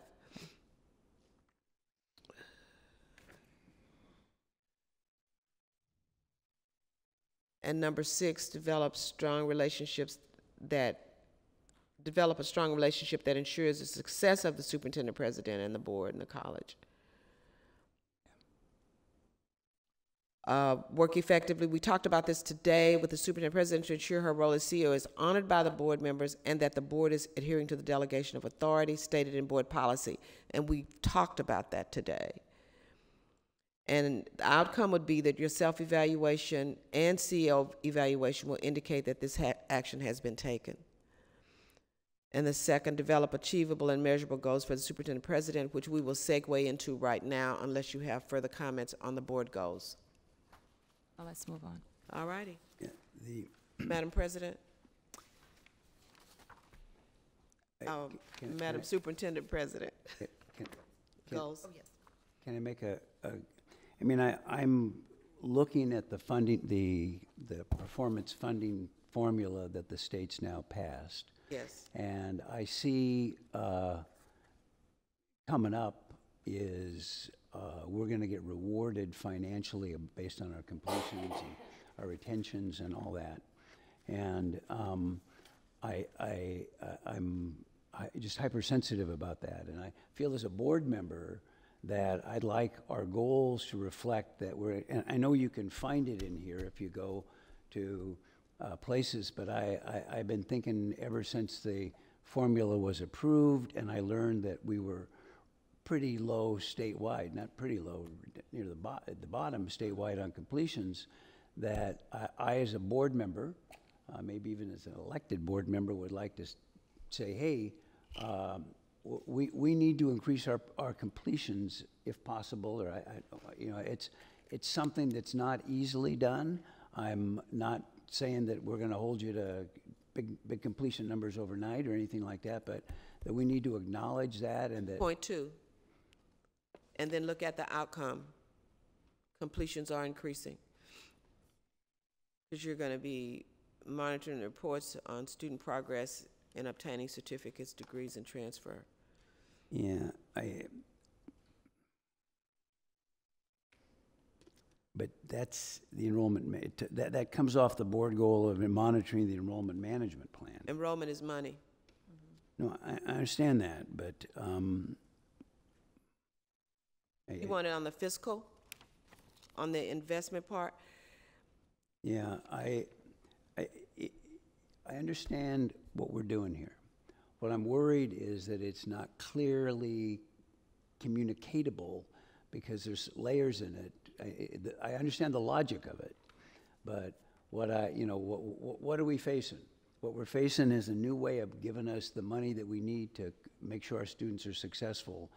And specifically what we're going to need to be doing right now, which we haven't been doing as much in the past, is focusing on retention and completion and things that they're going to reward us for. And if I wasn't a student of this and looking at it, it would be hard for me to pluck this out. That's all I'm saying. It's not that I get that it's kind of here, but it's just if I go out to talk to somebody in the community and I say, well, if you go to the strategic goal number 1 under board goal number 2, not actions but outcomes number 3, and they're gone. So, I mean, I realize it's a process that you got to follow, but I mean, you got to follow a process, but. So are you thinking about maybe a statement at the beginning of the goals, just talking about the state of the college and the district at the current time, and that these goals are written in response to that? We could do that. That would be one way to do it. Yeah, yeah.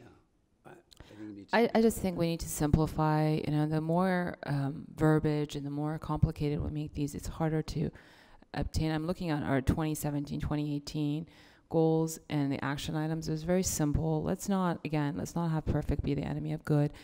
I hear that there's a general consensus of the board that are okay with this. You gave us homework. I didn't hear any compelling disagreements. I think everybody's on board. The majority of the board is on board. Let's move on. So let me tell you how I'm experiencing this.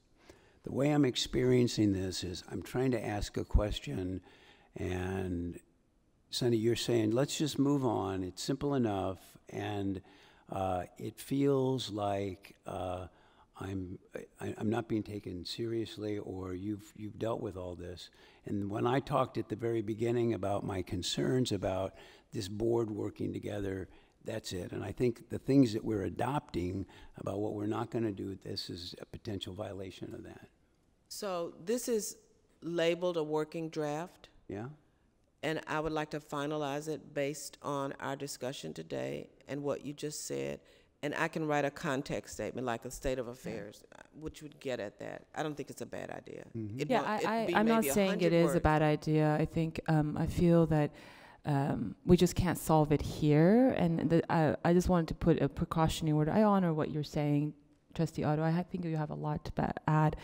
And you're really the dean of this board. You've been here the longest. So I just don't think we can resolve it within the half hour. And my word of caution is let's try to keep the board goals simple so we can remember them, we can go back to them. That's all. So I would agree with you, and please forgive me if I've come across as stepping over or not honoring your perspective. It's just a point of information that, look, we need to see what the entire board also thinks too. One board member has a perspective. Let's go back and, like Helen said, bring it back to the full board and resolve it that way rather than in the 25 minutes that we have left, if that's okay with you. Yeah, well,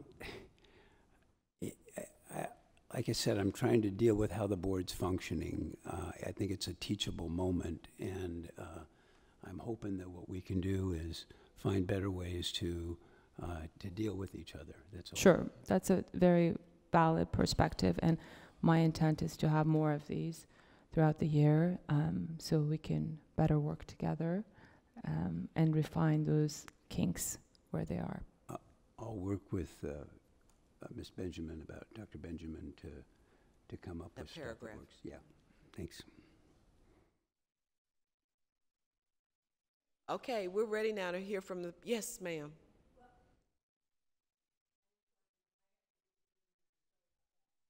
Yeah, I'll do.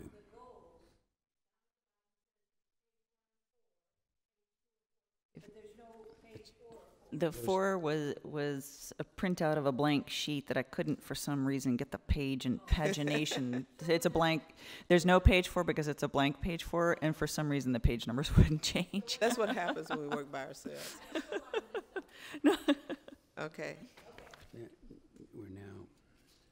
Okay, so we're ready. Okay, so I think a lot of your concerns may likely be addressed in the superintendent's goals. Right. And what I'll do is go through all of them, and we'll save questions for the end, because I think questions you will likely have in the beginning might get addressed by the end. Because these goals are centered around the funding formula.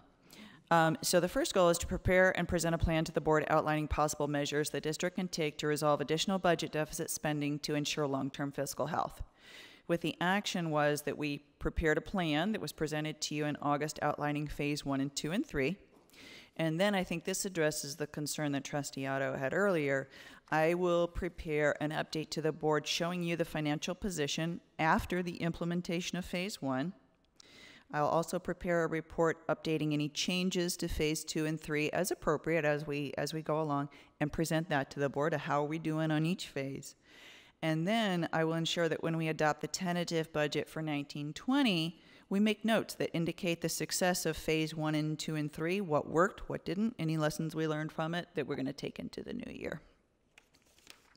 So that, I think, will make you comfortable with the how we doing on the budget plans. Goal 2 is to focus on providing support for initiatives in the strategic plan that are most aligned with the new statewide funding formula to the advantage of student success and the fiscal stability of the district. So what we need to do right now, we have an informal tactical plan. We've got the plan, we know what we're doing, and we're doing it, but we've never really formalized it in a document that you've seen. And I think this addresses some of the other questions that came up earlier. So I thought it would be helpful. Trustee Otto, I think we were reading each other's minds when I was typing this. I will oversee the creation of a formalized tactical plan that shows you exactly, so you can have confidence that indeed there is a plan, indeed we're working on it, and here's the measurements on it. I think Trustee Ntuk had some questions there too, so this might alleviate any concerns there. The creation of a formalized tactical plan that outlines how we're going to focus efforts on increasing the number of completions in the following areas: ADTs, certificate awards, math and English, and then developing dual enrollment and creation of new certificates to reach that. Also, the superintendent-president will oversee the creation of a scorecard that includes leading and lagging indicators to measure the district's success in implementing the elements of the strategic plan and the enrollment management plan that are linked to the funding formula. As I mentioned at the last board meeting, we do have a first draft of that.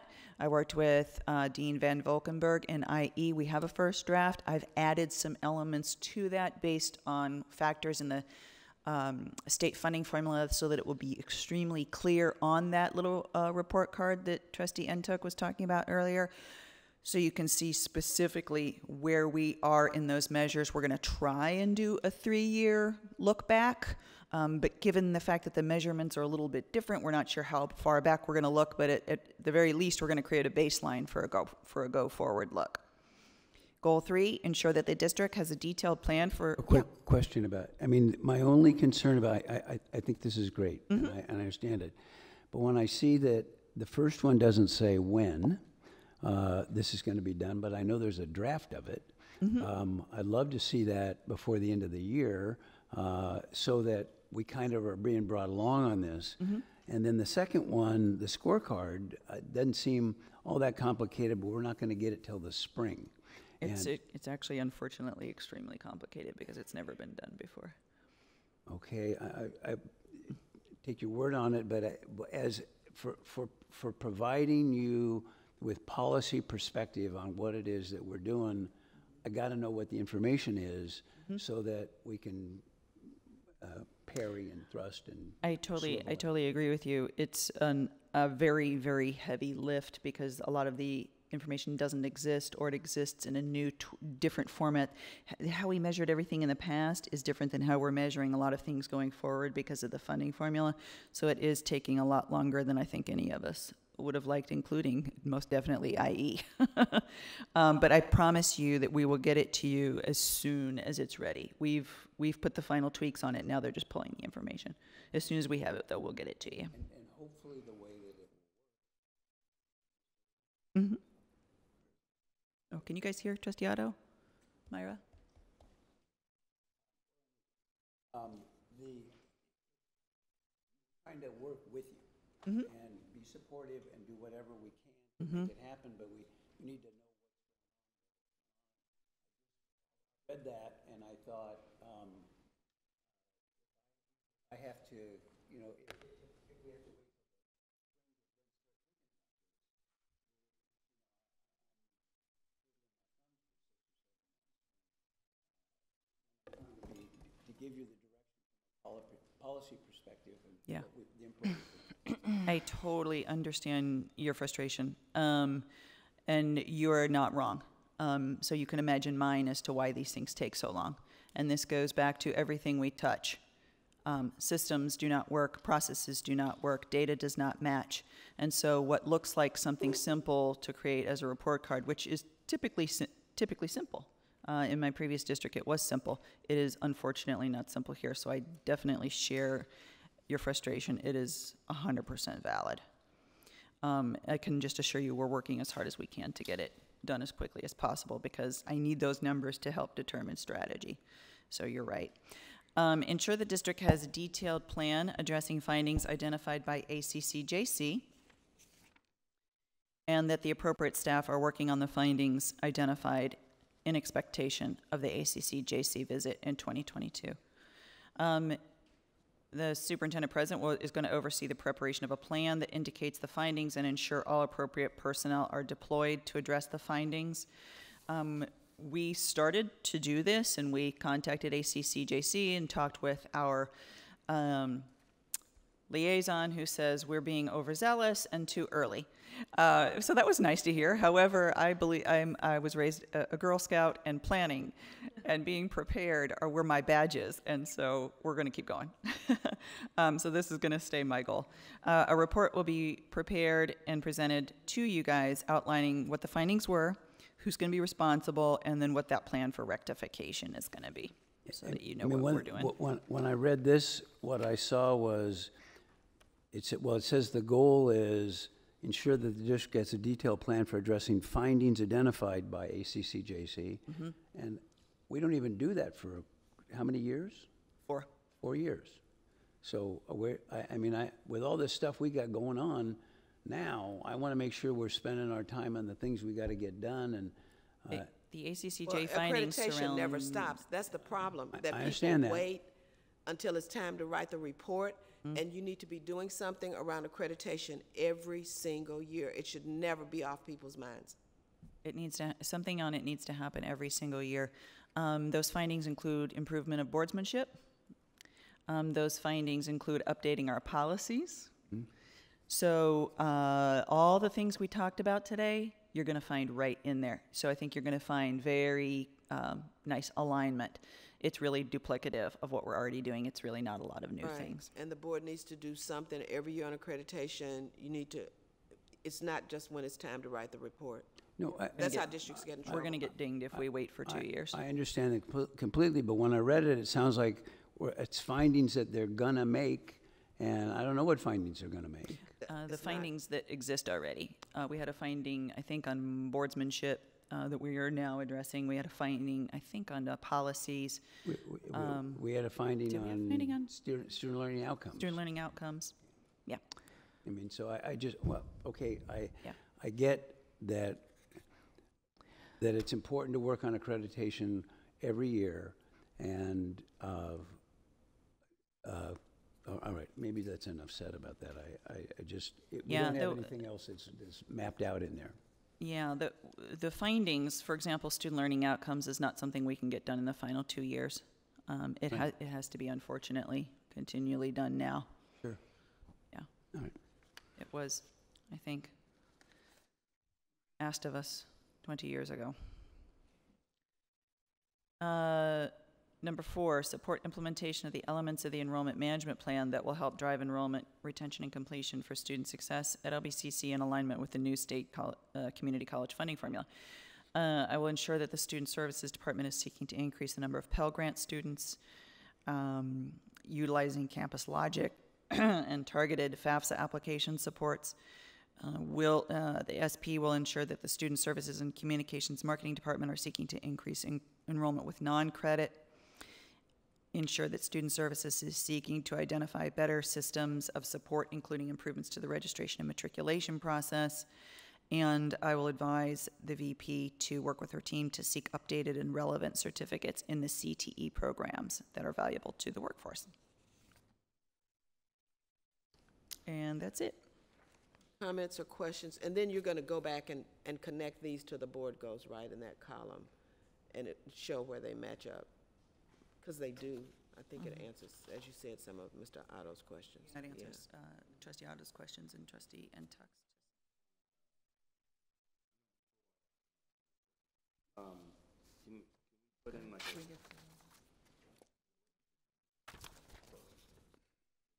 I use mine. Okay. On number 4, I was ongoing is broad. And I was hoping we could put like a mid-year check-in or some type of check-in this year or 3/4 of the way through the year. Is that a part of number 4? Just on the timeline that's itemized there, it doesn't say semi-annual.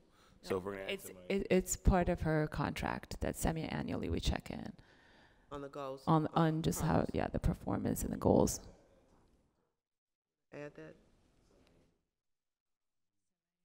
I believe it's every, or I think there's one annual and there's one that we have a check-in. The progress track, so they know where you Like are. And so if you're behind, you can say, I'm not Am I gonna get this mistaken? one Or let's look at that, but I mean, it might not be a bad idea to check in.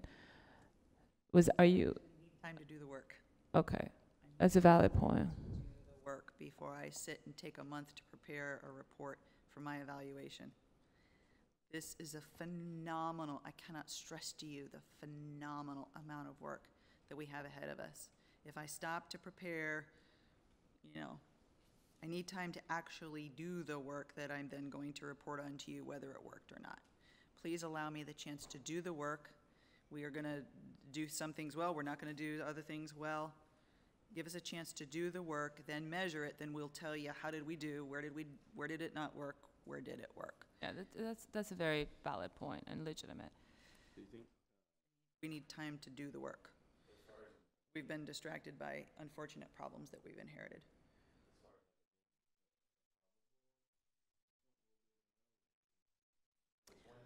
We talked about 2022 for accreditation. We'll know. We'll definitely know next summer after.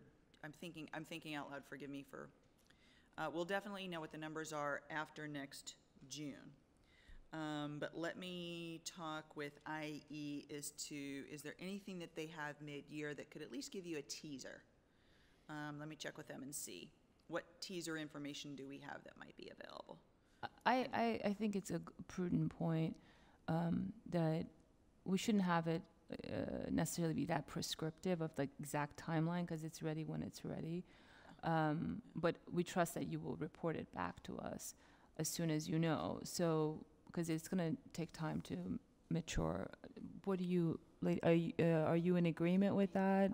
I want to make sure everybody gets heard. At my previous employer, I created what's called a data cadence notebook, which we received reports weekly, monthly, semesterly. I came from an extremely data-heavy environment, and it was wonderful because we could make decisions on a weekly basis at the executive cabinet meeting as to how we were going to either come up with initiatives or tweak initiatives based on the numbers and whether they were good or not.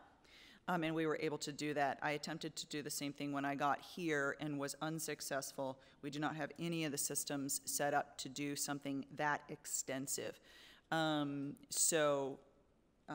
We continue to be frustrated with the level of information that we are able to receive. We receive bird's eye view data, but it is so far behind that it's lagging and it doesn't allow us to make decisions on the fly every single day about what's going on. IE recognizes that. They've come up with a lot of really good ideas and suggestions for different softwares. They're working on a calendar of how they can start to get ahead of it in software software that's working for them, software that's not working for them, to get to that point.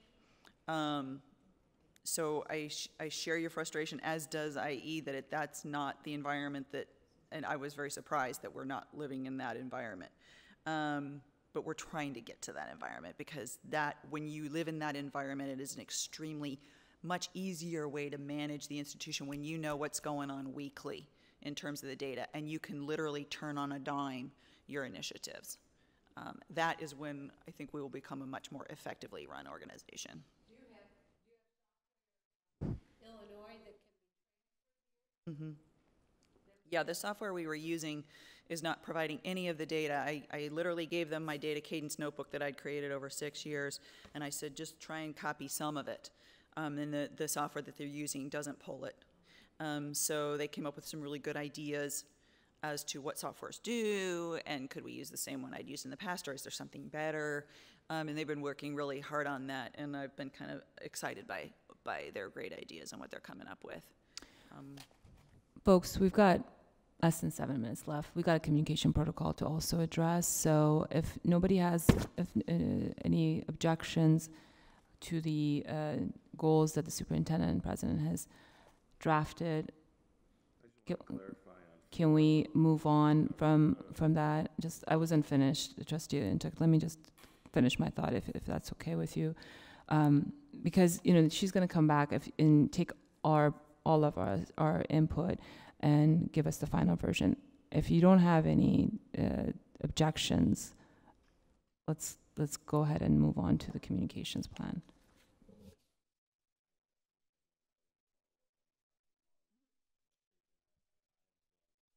Oh, sorry. Just following up on Dr. Romali's feedback on 4.4.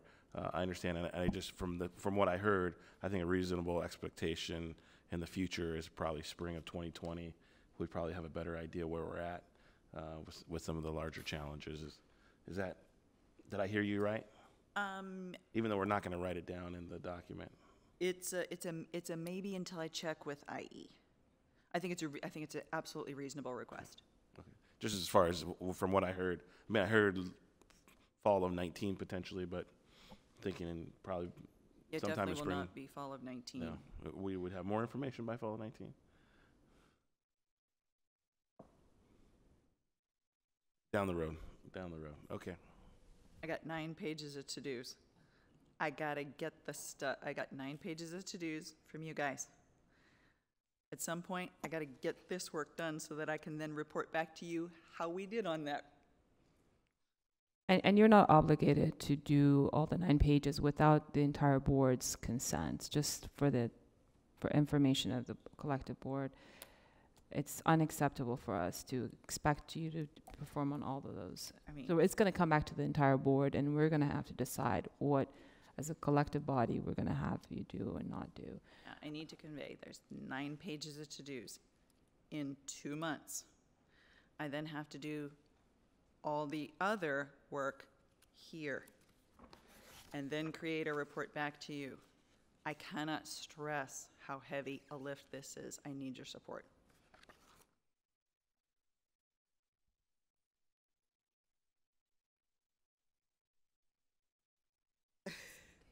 Okay, so now we're down to, or up to,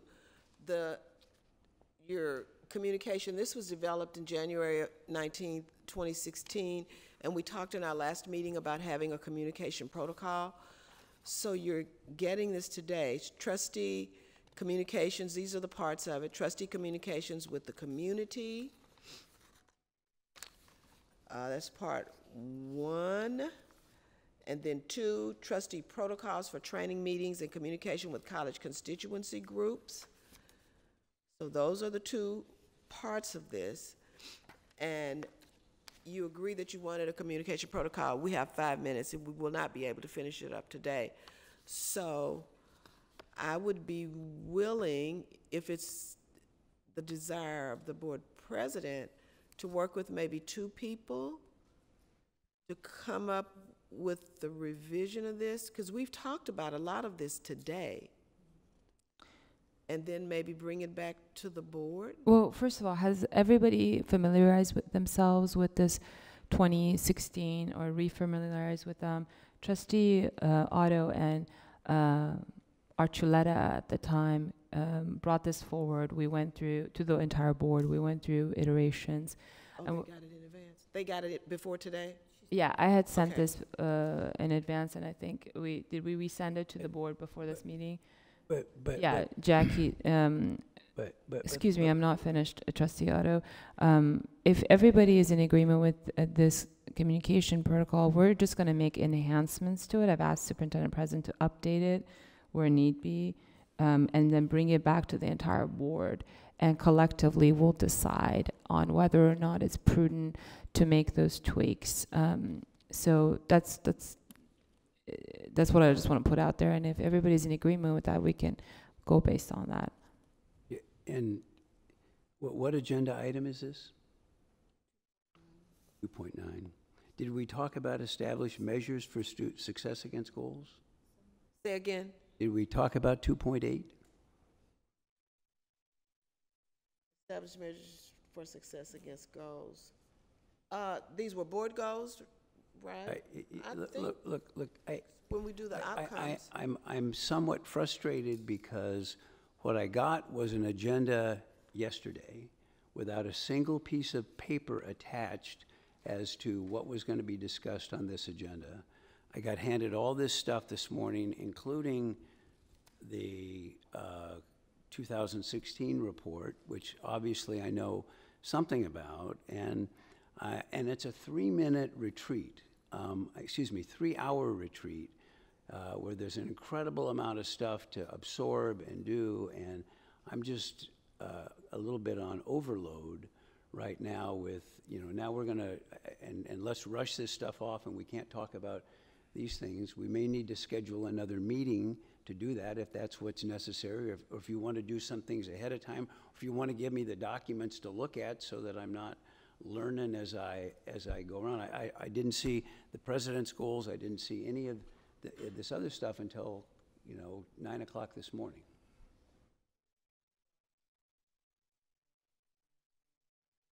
The batteries, there's a problem with the batteries apparently.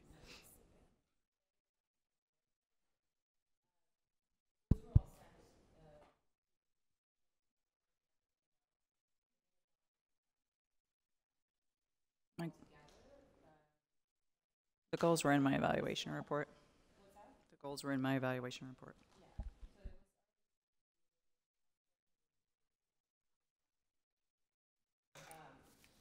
I didn't have it aligned with what the agenda was, or it was just a tough way to proceed with absorbing a lot of information. So we've gone through everything except the communication protocol.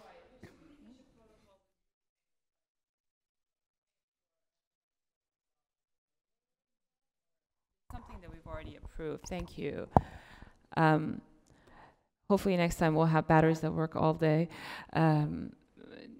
This is not something new to you, Trustee Otto. I understand your criticism, and I don't agree with you. I think it's one of the fundamental issues what we need to work on is that you can attack the process as much as you like, but the reality is that this information is not new. It's, let's not get hamstrung by form over substance. We've had retreats where it's been all day and it was an absolute waste of time. And we want to go and make it effective and efficient. We are not going to go through the litany of the guidelines that is set. The intent was to make sure that we familiarize ourselves with this. So when it comes back to the board, which it will, I wanted you guys to have the opportunity to have the baseline and make enhancements when it does come back to the board. I don't think it's going to be conducive to the board's time to sit here and do that together. Do we all agree on that? Okay. All right. With that, maybe we can adjourn the meeting because I know trustees have to leave. Does that sound good? All right. Just one more thing. I want to make sure on this. I will finalize these goals today based on the discussion and get them back to you for your next meeting, I guess, so everybody Sure. can see them. Is that amenable to everybody? And then the action items, you're also going to send that to us for us to work I on? will send notes. Okay, great. Okay. And then the communication protocol will be enhanced based on the feedback we received today by the superintendent president and will be brought to the full board for approval. And through the discussion too, a lot of it was in there. Right, right, the revisions. Thank you. This meeting is adjourned.